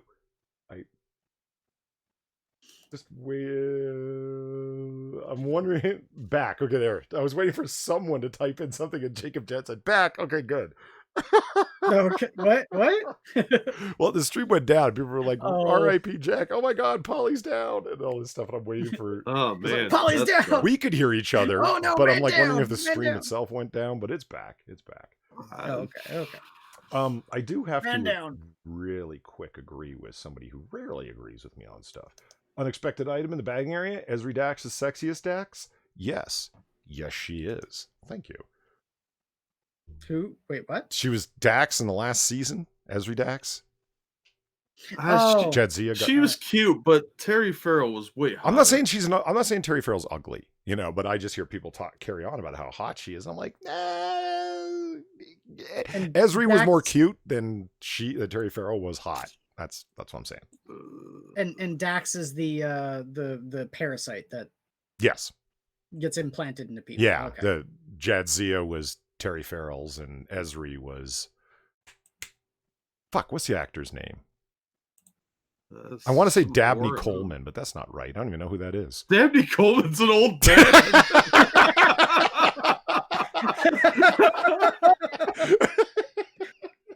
I want to say Dabney Coleman. I want you to look up a picture of Dabney Coleman right now. I will. So we can get a live reaction and show it on screen. All right. Hold on. Let's just look up this Dabney Coleman. Well, where the hell did I get that from? Dabney Coleman. He was in Kojak?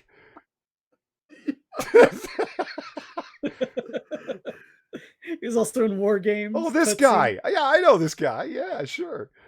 That is as far as you can get. Okay, oh yeah, he's a cute chick and a lizard in him. This is not cute Esri Dax by any stretch of the imagination. I want to say Dabney Coleman. Okay, let's just. We'll let you say Dabney Coleman all you want. That was Nicole DeBoer. That's pretty close. That's not even close at all. She's got some Frenchy name. She's from Canada. Nicole Boer. That's right. Boer. Yeah, look, I mean, look how cute. I mean, oh my God. You don't want to. Oh my God. Oh my God. Okay, is there he's totes my goats cute. Is there a picture that's larger than fucking 150 by 150? Holy shit. I know, right? God, that's what it's like looking for images on fucking Google. And then they'll save it as their own proprietary format and you can't view it with anything. Man, their pause game sucks. She looks shitty in every one of these pictures. Like, I mean, there she is. I mean, she's got like that questioning look. Like I don't know if I were to put Like, can I talk to your manager? No, I picture that more like tomboy look. Anal poly. Well, okay, for you, that's what I get out of that. I don't think okay that's the look at all. Believe me. She was in the Dead Zone, though. That was a good TV show. The Dead Zone is also what Jack calls anal. Yeah. No, that's from according to my ex-girlfriend, that's the daddy hole. Ah. But that's neither here nor there. We're talking about comic books, not butt stuff. I just think this chick is not as comes attractive. Back to butt stuff with you, Jack. You brought it up. I don't know how I'm involved in this. Yeah, good one, Mike. Now this girl's cute, but Terry Farrell was more attractive and classier looking. Well, in any case, yeah, pixie cuts are sexy. Fight me. Nah, I'm not gonna fight you. You're right. I'm not judging the hairstyle. She could pull it off just fine. Yeah, and she's like can. 5'2". Short girls are sexy. What? Well, she had a strong tomboy vibe, and it was kind of cute. Well, let's talk about one last thing before we move on to our pitches this week. The thing in the corner there is from that pulp novel collection I got. The thing in the corner is the images that you got running down the bottom right corner. Yeah, it's the one of the girl with the revolver and the cigarette hanging out of her mouth. Oh, okay, yeah, you're okay. I'm looking. I'm like, that's Rachel Summers as Phoenix. What? Remember, 10 seconds, right. Polly. 10 seconds. Right. Yeah, I threw a whole bunch of pulp image. Well, 5 pulp images in there that I found. Let's talk about this Robin 80th anniversary special debuts, a decade variants by Miller, Chung, and many others. And I told Weibo about this, and she was rather unimpressed that it's Robin's 80th anniversary. I think that her, when she found out her young, sexy object of her affections is actually 80 years old, she was a little turned off. Okay, so I just wanted to see what you guys thought of this. I mean, here's the first one. This is the 1950s retro callback cover. This is the 50s variant. Mm-hmm. I don't know why they need Robin doing the splits. Kind of suggestive. I like it though. It is very 50s-esque. Looks like Alex Ross might have done this if he was in a big rush. I'll let you know in 10 seconds. I don't know. It doesn't. Well, he's not doing the splits. He's got one knee up, and yeah, it does look very 50s. Yeah. Yeah. And that yeah, it's not bad. As it's a little too much, Dick Grayson crotch for me. Grayson Dick. Here's the 1960s, which I think is a little on the nose. Oh, it's the 1960s. Let's go full psychedelic color and such. And chat, you and I will just talk while these guys wait for the internet to catch up with them. Man, it's going to be slow. It's a good thing there haven't been too many decades Robin's been around. You know what I'm saying? Because this could get obnoxious. Is that Joe Biden in a Batman costume? What? No, he's not sniffing the leg hairs. No, I don't like that one. I don't like the 60s one. No, neither do I. It looks very psychedelic. Yeah, it's a Yeah. little obvious. Like, oh, he's his 60s. Let's go for, woo. What's with his nose? Is Archie dressed like Robin? Yeah. I don't know. That's ugly. It looks We're weird. going to go down to the 1970s variant, which I think what they were trying to do is, what's the actor who played Robin in the 70s Burt Ward? West? Burt Ward? Burt Ward. I think the artist was trying to do Burt Ward here. In my opinion. As we wait for the internet to catch up with these guys, because they're running with, obviously not 5G. You could have just sent us the link and we could have looked Well, at yeah, I guess I could. Hold on here. Fuck. Why did you suggest that before now? Well, I'm trying to find it on CBR, but CBR is a fucking cancer nest. Yeah. And if anybody else wants to look at it, of course, there it is. Are we going to see Stranger Things, Robin? Yeah, that's the next one. Okay. Yeah, that one's not too bad. It does have a very 1960s Batman look to it. Well, everything except for, I don't know. No, this is 70s. Yeah, but the TV show is in the 60s. Really? It didn't run Burt into the Ward. 70s too? No, it was 1966. Oh, okay. Ran for 3 seasons. I thought that's it. Yeah, that's it. Wow. Yep, didn't last for that long. It's just we overestimate it because of its cultural importance. Huh. Yeah, let's go with that. So what No, you was the can't movie also from deny the it. 60s? I don't remember. I think that was 69. I'm not Like the one sure. with the bat With the anti-shark shark spray? repellent. Yeah. Yeah, it was a shark repellent. Mhm. Yeah, Yeah, but the costumes are accurate for the 70s, that's for sure. kind of. I mean, they obviously they can't get the physique of Adam West because they actually need to draw Batman. No, but that's how Adam West. Batman looked in the 70s comics and in Yes. Super Friends. Yeah. So that the is true. costumes are right. Yeah, the gray, blue, and the yellow bat symbol. You know what I never understood?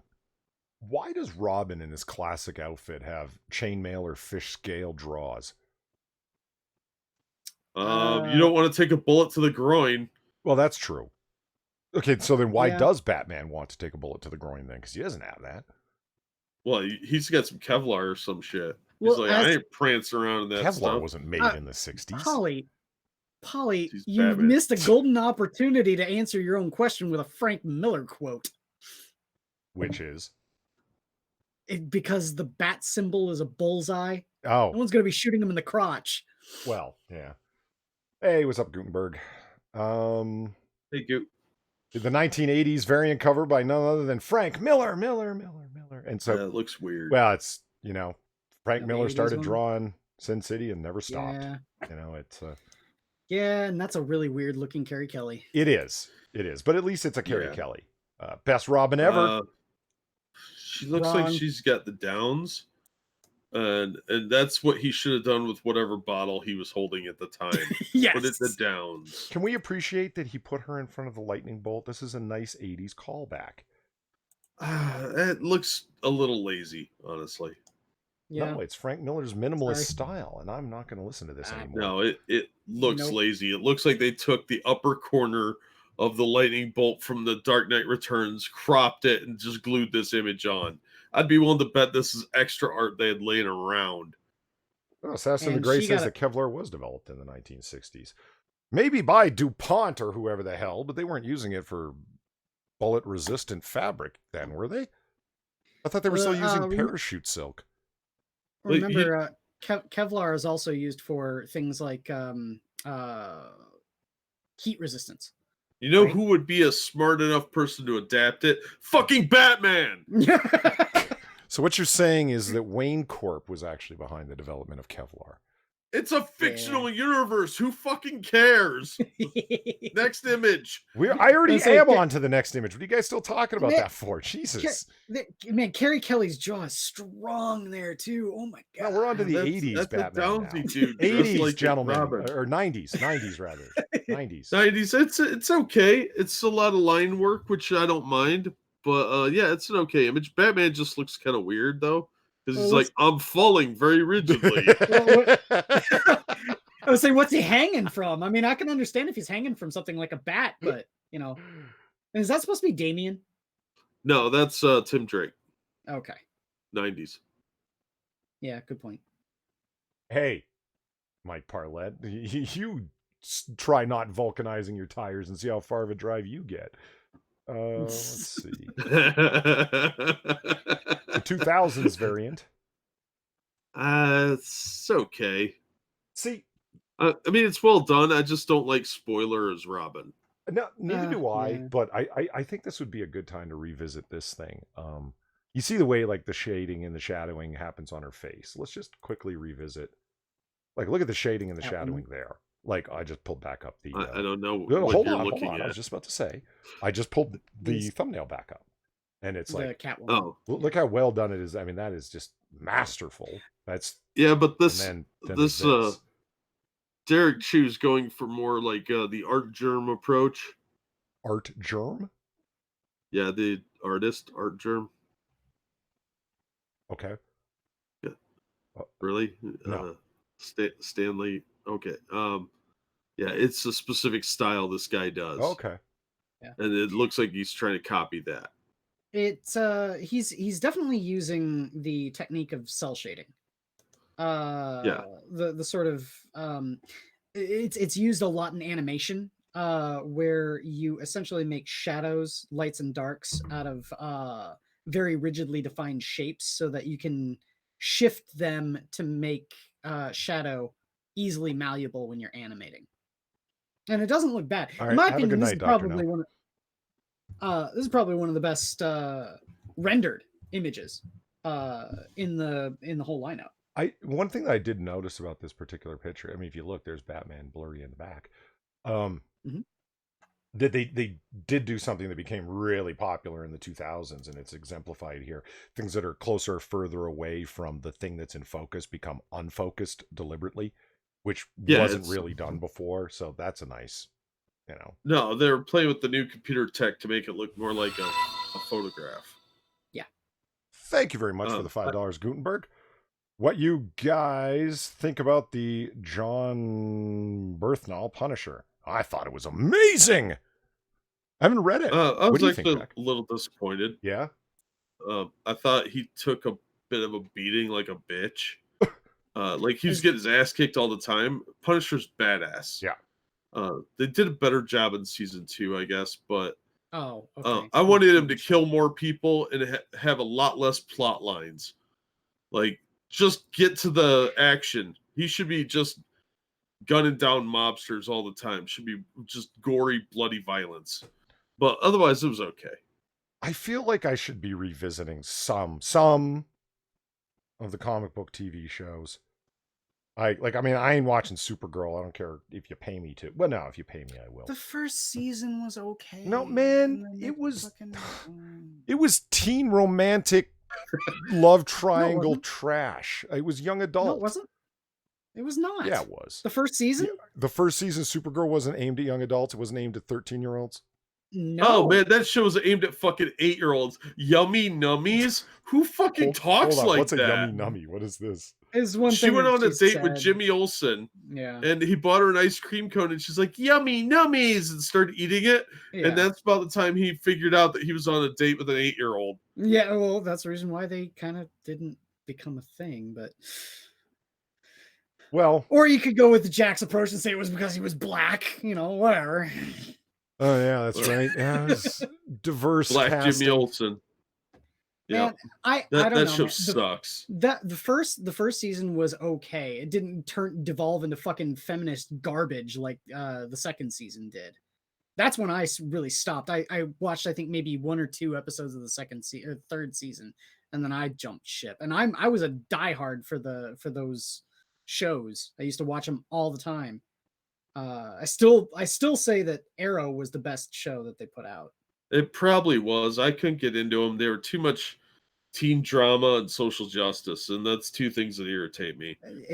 Gunplay is fine. If Wild Dog had been the star of the show, it was all about him killing people, I would have loved it.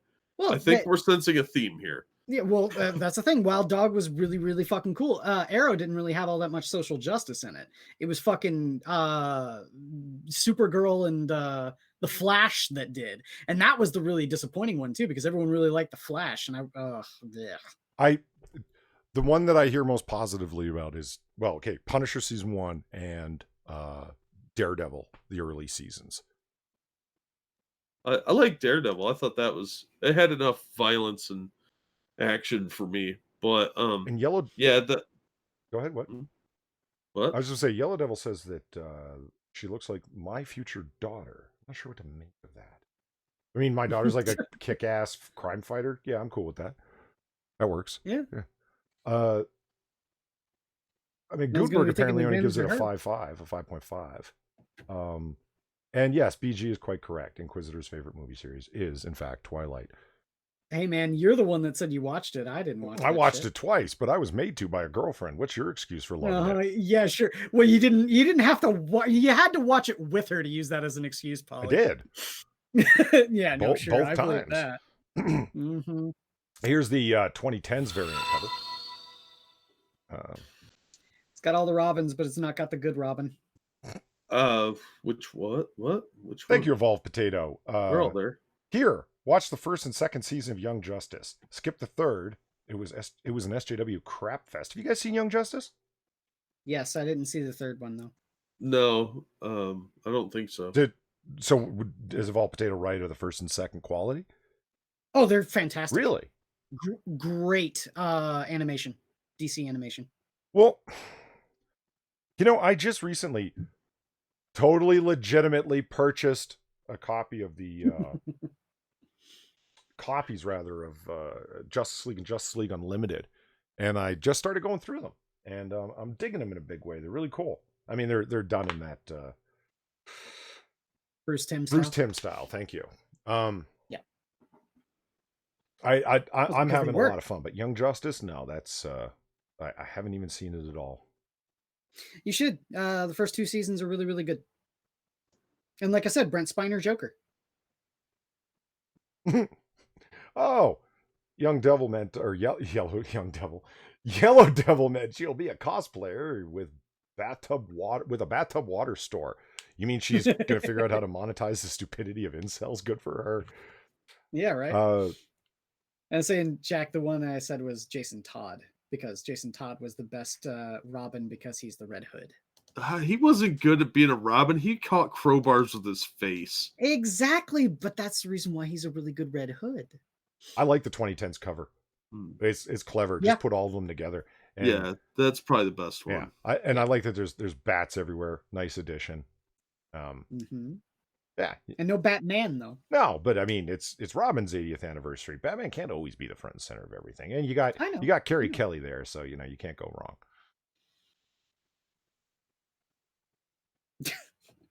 What? It's got Jason Todd in it. He's right there on the right. He's got the pipe, the crowbar. Yeah. But he's not in the Red Hood. That's the Oh Jesus Christ! They gave Jason Todd a crowbar. Not a crowbar, a pipe. No, I think it's supposed to be a callback to Death in the Family. It's supposed to be, yes. Yeah, it's supposed to be. Well, it might be a callback to the tire iron he used when he stole the wheels. He stole the wheels off the Batmobile. Right. Good call, Jack. That made it a lot better because that was really dark for a moment there. Good call. Good call. Yeah, see, he catches crowbars with his face, and he uses a tire iron to steal shit wheels from off Batman. the Batmobile. Yeah, for those who don't know, Jason Todd was beat to death mostly to death with a crowbar by the Joker, and then the building he was in exploded. One of my favorite bits about all of that for Death in the Family is the fact that whole culmination of events that essentially just killed Jason Todd before Under the Red Hood brought him back as the Red Hood was also the same comic book series of the amazing single panel out of context of the Joker is the new ambassador to Iran. Yeah. It's from the same story. Yeah. I love that one page where the Joker shows up with the chic whatever the fuck headdress on, and it's like, me and the government of Iran share many things in common. like a love of fish. Like, it was just so fucking nuts. I loved it. I love that comic so much. And like he's received like international diplomatic protection from Batman. It was just fucking crazy. And can we talk about what a little bitch Damian Wayne is? I mean, like, Oh, Yeah, fuck he's Damian his Wayne. character design is really cool, and they made him like a swordsman and a trained assassin, and there's all this cool stuff about him. But they write his personality as being a whiny little bitch. He's Yeah. Even the best story involving Damian Wayne, where he kills Dick Grayson in the Injustice books, he's still a little bitch. still can't get away from the fact that he's a little bitch. Yeah, and like the DC animated features, I mean, even when they're bad, they're still pretty fucking good. But Oh, yeah. I can't handle the ones with Damian Wayne because he's just such a little obnoxious cunt. Mhm. And they get, who the fuck does the voice acting for him? They picked a perfect kid to voice him because he's like, nah, I'm a fancy assassin. You can't tell me what to do. I live by my own rules. Nah. Oh, fucker. I do what I want. Yeah. I know it was directed at Polly, not me, Elwin, but I'll address Elwin's question there. He said, "Have you watched iZombie?" Polly, have you ever seen any of iZombie? No, I haven't. It's based on a comic book. Callback for those people. Chaos Eve actually pitched that comic to us a while ago. Oh, okay. And Elwin wanted to know how accurate the comic is to the TV show. Not at all. It's entirely a different story. It has nothing to do with each other at all. The comic book is a lot more supernatural. It's not all about a zombie either. The main character of the comic is a grave digger, not a mortician, or sorry, a forensic analyst or whatever, pathologist or something like that. She's her best friend is a ghost and a were dog. He turns into, instead of a wolf, a terrier. The comic book is really, really weird, but I highly recommend it. Eve was spot on in her recommendation. It is a really good comic. The problem is that if you want to get all of the comic, you're looking at spending around $200 because the trade is very expensive. Really? Yes. It's a massive trade. It's got like 500 something pages, but it's really expensive. Hey, Mr. Scott, how's it going? Elwin, by bringing that up, that reminds me, like, one, now that you're describing it, I remember Eve talking about it, like in Discord as well, and we should have Eve back on. Yes, we should. That's a good reminder. Thank you, Elwin. And Ebony Williams asked, so Carrie Kelly is canon? No, she's canon inside what's called the Millerverse. Yeah, but then she is okay. Carrie Kelly as Robin is canon inside like Frank Miller's series, which counts for all the Dark Knights, including the newest one and the one-offs like Spawn Batman and stuff like that. Yeah, Carrie Kelly's canon there. She does exist inside the regular canon, but she's just a college student. She's not Robin. Which is just sad because Carrie Kelly's best Robin. Just saying. Jason Todd. Well, it's not it's not disrespect to the other Robins. I'm just saying she's the only one that decided to become Robin herself and save Batman's life and thus became Robin because she wanted to. I mean, that's... You mean like the Tim Drake origin? No, it's different. Like Jason Todd, no, it's different. It's different. Batman recruited them. No, he did. She trained herself. She made her own costume. Come on. That's Moxie. Tim Drake's broke into the Batcave to steal a Robin uniform to keep Batman from killing someone. Oh, yeah?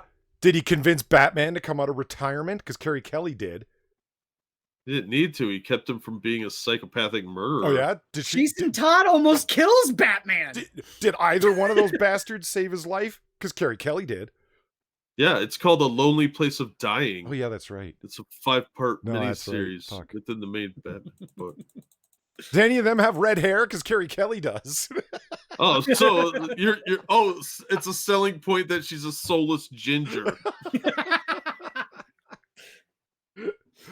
Oh, fuck. All right, gentlemen, it's time to wrap this motherfucker up and pitch our shit. And man, my head is throbbing with this sinus headache. So let's make this happen, shall we?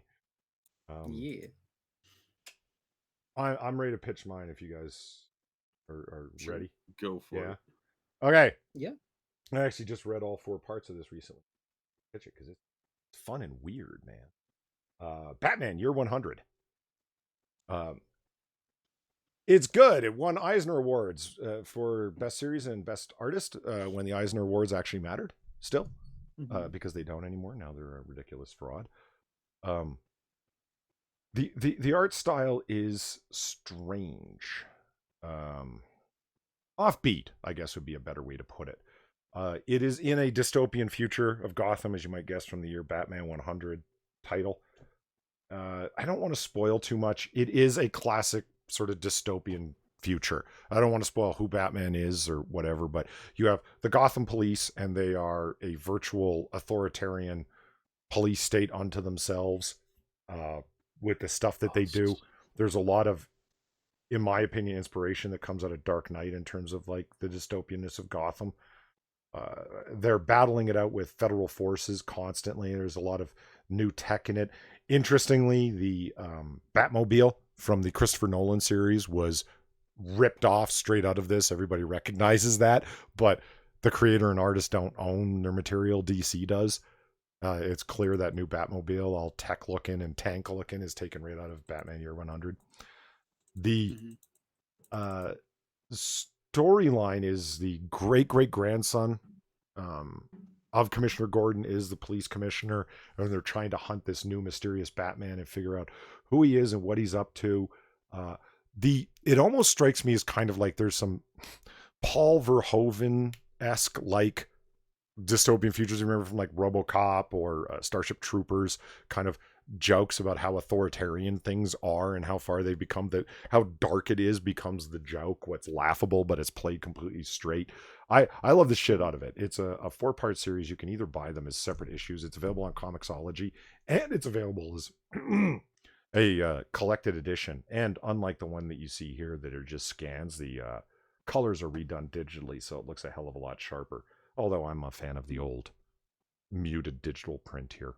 So anyway, yeah, there's my pitch. Batman Year 100. Check it out. It's awesome. It's a lot of fun. It's out of step Batman, not canon, but awesome nonetheless. Okay, interesting. I'll have to look at that one. I've got to. Okay, here's the thing, right? We don't tell each other what our pitches are before we go live. I just want everyone to keep that in mind, right? I just want everyone to remember that. Oh, okay. Is this going to be the time it finally happens where we're pitching the same thing? No. But you'll know why when I pitch. Okay. And you want me to go next? Yeah, if you'd like to, sure. Okay. Well, mine is written by Chuck Dixon, the amazing Chuck Dixon. Yes. Penciled by F. Teran. Inks by J. Stasinski. My pitch is going off of Polly's theme. Here, hold on. Let me just screen share. There. Oh, wait, no, I can't do that. I'm gonna have to do the entire screen. Sorry. All right. Sorry. As I mumble to myself incoherently. Green Arrow 1 million. This is speaking of in terms of the same sort of theme here. This is 83,000 years into the Earth's future, well after all of the heroes of Earth have died off, and the world is now run, or has essentially gone back to being primitive. The world is overgrown with forests, and it is protected by the Green Arrows, descendants of Oliver Queen and Connor Hawke. And it centers around the Green Arrows fighting against the descendants of Gorilla Grodd. This character right here, this cyber ape, is Grodd-child, who is trying to get Hawk here to use a astral arrow to fire into Superman from our Earth. He's called Prime Superman, so that he can use Superman as a weapon. But his sister evades capture by the apes, and lets Hawk know that she's safe. So he's able to then fire the arrow and then control Godchild. All of which is taking place in a vision to the current generation Connor Hawk. You can see here in the beginning. He is meditating here, and he comes to the realization that with this vision of the future, he knows then that Oliver Queen is alive. Because at this point in the canon, Oliver Queen is presumed dead. So yeah, without any sort of preconceived notion, we both pitched extreme far future versions of the DC canon. This cover it looks a lot like Rocket Robin Hood. Yeah, a little bit. It's very well. It's funny actually, because the green arrows in terms of the story are actually throwbacks. They eschew all technology. They're using extremely primitive weapons, whereas Godchild and all of the apes are using advanced technology. They have like robo skulls and android parts and such. That's Godchild. That's great. Yeah, most of the DC 1 million books were kind of cool because Superman lives in the sun. Well, that's the thing, is that they bring it up in Green Arrow 1 million here, that Superman's current iteration, not Superman Prime, from the original timeline, their Superman is actually was bred between several other mystical sort of champions along down the line, that he's immune to the mystical vulnerabilities that the Prime Superman is, which is the reason why Godchild wanted Hawk to use the astral arrow on him. All right, Jack, what do you got for us? You have another future DC universe? It's not something. No, I went to the past. Spider-Man life story of the 80s. Oh, nice. Issue 3. Oh, nice pitch. I've read this. Yeah, go on. This series is Spider-Man aging real time. And this issue was a lot of fun because it covers a lot of stuff. Like, you've got Secret Wars, and you've got Kraven's Last Hunt, as well as Venom. Ooh. So you get the black uniform. Look, he's all scruffy and old looking because he's in like his 40s here. While the superheroes are gone, there's a nuclear attack from Russia. So there's a lot of story packed in here. And it is a really well done, very maturely handled book. And I was actually really impressed with it. I didn't think I would like it, but this issue especially was really, really good. It's Mark Bagley and Chip Zdarsky. Mark Bagley did the art. Look at it. Look at these pencils. That's freaking great. That looks really someone good. actually used a pencil. It's amazing. Is that Venom, or is that actually Spider-Man? That yes. Really? Yes. Because they combine different things into. You have to read it. I don't. By telling you any more than what I already did, it would ruin part of the story. Okay. But it's really well done, and everybody ages in real time. Like this is Reed Richards here. So I can get behind an old grizzled Arnold Schwarzenegger looking Reed Richards. Yeah, but this is while they're on Battleworld. So they're actually like, middle-aged when they're fighting the good fight for the Beyonder. So this is just such a fantastic issue. It combined a lot of different things, and it was really well handled. I thought it's very condensed, but it works really well for the miniseries. Okay. So yeah, all in all, high recommendation. Spider-Man life story. Notice how the best stuff is riffing off of the old stuff, kind of like ignoring the past 30 years, and let's just pretend it's the 80s and pick up from there again. Right? If only the X-Men would do that. Yeah, if only. We didn't even talk about Children of the Atom. Actually, Angela had mentioned. She said, "No, Polly's right. You guys did cover the fucking Will Smith article, and we talked about Children of the Atom then. I don't remember that. Maybe we didn't. My memories, I just like I'm getting. No, we probably did, and none of us remember it. Yo, here's a short story. It's gender and race flipped X-Men. Not like normally, but like just full on. It's like, here's Gambit as a black woman. Here's Cyclops as a woman. Here's the, like, it's just flipping the characters. And they literally have the same powers, same costume design and everything. And it's called Children of the Atom. That's where Marvel's at now. That's their level of creativity now. Well, it's the worst part about it is that they're like supposed to be teenage sidekick sort of characters that are learning from their proteges. Number one, what are the chances that a person is going to mutate with exactly the same mutant powers as someone else? That is retarded on its face. Number two, you're just trying to make Teen Titans out of more successful and better characters. No, they're Stop it. They're trying to make gender diverse version. Yeah.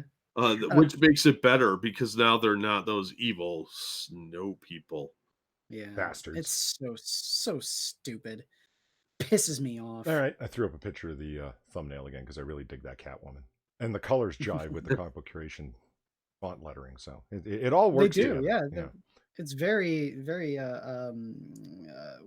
complimentary. Yes. Don't worry though, everything will be fixed when DC relaunches with 5G. Oh my god, DC, don't go down the same way. And too late. And too take late. a look at her. Who does Catwoman look like here? Oh, that's right, Ezri Dax. Think about it. Of course, her tits are a hell of a lot bigger, but it's comics, so whatever. In any case, thank you everyone for coming along. It's been a while, but we're back on the horse and doing it again, and there'll be Noir Bar. Just like Frank Miller, right? Unlike Frank Miller, we didn't take a break because we were drinking ourselves to death. I mean, it's back on the horse. Oh yes, well, I mean Frank Miller is. He's doing things. He's got contracts like fucking crazy. It's nuts. You know what stress leads to? Making really, really bad Robin covers. Sorry, drinking. Well, I mean, I don't know. I mean, I got to put it out there honestly. Dark Knight 3, The Master Race was fucking brilliant. You guys should still read it. You need to read it. It's really fucking good. Especially the development of Carrie Kelly in it. Like, it ends in a place that's like, it's a Frank Miller comic and it doesn't end horribly depressing. It's weird. Like, so we're ending on the fact that Polly thinks that The Master Race was a brilliant idea. The Master Race are the people from the bottle city of Kandor. You crazy bastard. Oh, so the Kryptonians. Got it. Okay. Yeah, the Master Race are the Kryptonians. And it's like, I won't, like I said, that's one of the main parts of the bottle city of Kandor, which I always thought was a really interesting way, because it seems like for a planet that blew up, there's a hell of a lot of people that weren't on it, there's a hell of a lot of people that didn't die in this cataclysmic planet ending destruction. I mean, Superman's title is The Last Son of Krypton. It's like, that's not even anywhere near being true. They killed about General Zod and all of his friends. No, they killed all the Kandorians in one of the storylines a year or two ago, and they're going to bring them back. Did you hear about this? No. It's actually pretty interesting. Batman Who Laughs, I think, killed everybody in the Bottle City. But anyway, they're going to bring them all back by putting them in the Lazarus Pit. Oh, that's a good idea, because it didn't make Jason Todd go crazy. Apparently, the General Zod's going to do this in one of the upcoming Superman storylines. I thought that might actually be interesting, since that's probably how we're going to get Alfred back in a year or two, when they finally realize that they need to bring back Alfred and real Bruce Wayne.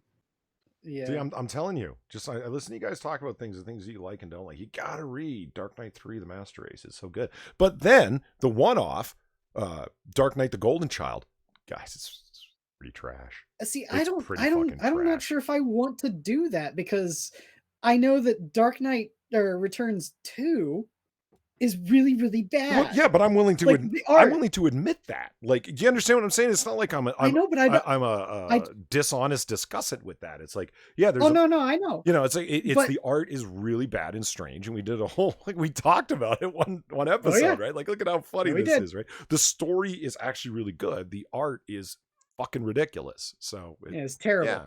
The thing about it is, though, is that like, I don't want to ruin my good opinion of the original Dark Knight. And because in I really do like it. my opinion, you won't. It doesn't have the vibe of 1 or 2. It's a totally different Okay. vibe. It's just the vibe of 3, Do- but it do takes I place in the same continuity. Do I need to have read 2 to get 3? No, not at all. Okay. All right. No. Then maybe I'll just skip 2 Yeah, entirely. 2's more of a Justice League story anyway. That's very true. See, It is. I would actually be digging a Justice League story. One of my favorite bits about the first Dark Knight Returns, Dark Knight Returns 1, is the fact that it had the whole Superman versus Batman thing, which you didn't really see ever in any comic previous. And the fact that the only reason why Bruce won that fight is because of Oliver. Yeah, he's the Fuck yeah. he's the key player that he brings in, man. That's Bruce's ace up his sleeve. Yeah. Now So I how a respect guy the with shit one out of arm Miller shoots a for that. bow and arrow, I don't know, but With his motherfucking teeth. I shit you not. He's got some of the He draws the arrow, the kryptonite arrow, with his I teeth. remember. He's got really strong dentures. I love it too because like, Oliver Queen's got the whole balding on the top. He's got the skullet. Yeah, and he and cusses a lot. Like he's like a bitter old he's man. like, It's "Fuck great. you." It's Yeah, I was like, yeah, hell yeah, man. Oliver's awesome. everybody's a lot more grizzled in Frank Miller's vision of things. It's weird. Yeah. So yeah, there it is, guys. Evil One says everyone's back on heroin, back on the horse. No, we mean that we're doing Well, comic book no. curation regularly again, and I'll be opening Noir Bar a lot more often, and I'm thinking of because Noir Bar travels through time, because time traveling otter Yeah, yeah. bartender and all. So I'm thinking of doing a cyber Noir Bar because awesome, right? Oh yeah. We don't always Yeah, have to yeah. travel to 1942. We can go to a dystopian near future and enjoy all the fun that Dystopian near happens there. future. Dystopian near future of November 1990, or no, sorry, 2019. That's right. So it'll be slightly in the past, but past of a divergent reality. Yeah. So I'm a dimension altering time traveling bartending otter. Yes. Okay. Now I just got to This is find complicated. sexy cyber noir girls dancing to use for the donation pop-ups. That should be fun. That's not going to be hard. No, That's no, not it gonna be won't. hard. Well, there it is. Thank you for coming, everybody. And yeah, more to come. I know we've been off, but we are back. So thank you, Jack and Quiz, for being here. It was a good time. It's been a while since we've done it. I enjoyed it. Yeah. Any final thoughts, guys? Thank you for the donations. Oh, that's it. Okay. It's just, I could have sworn you were going to keep talking there. All right. Yes, Yeah, indeed. same Thank you here. for the donations, everyone. And we'll see you again next time. Have a good night. Bye.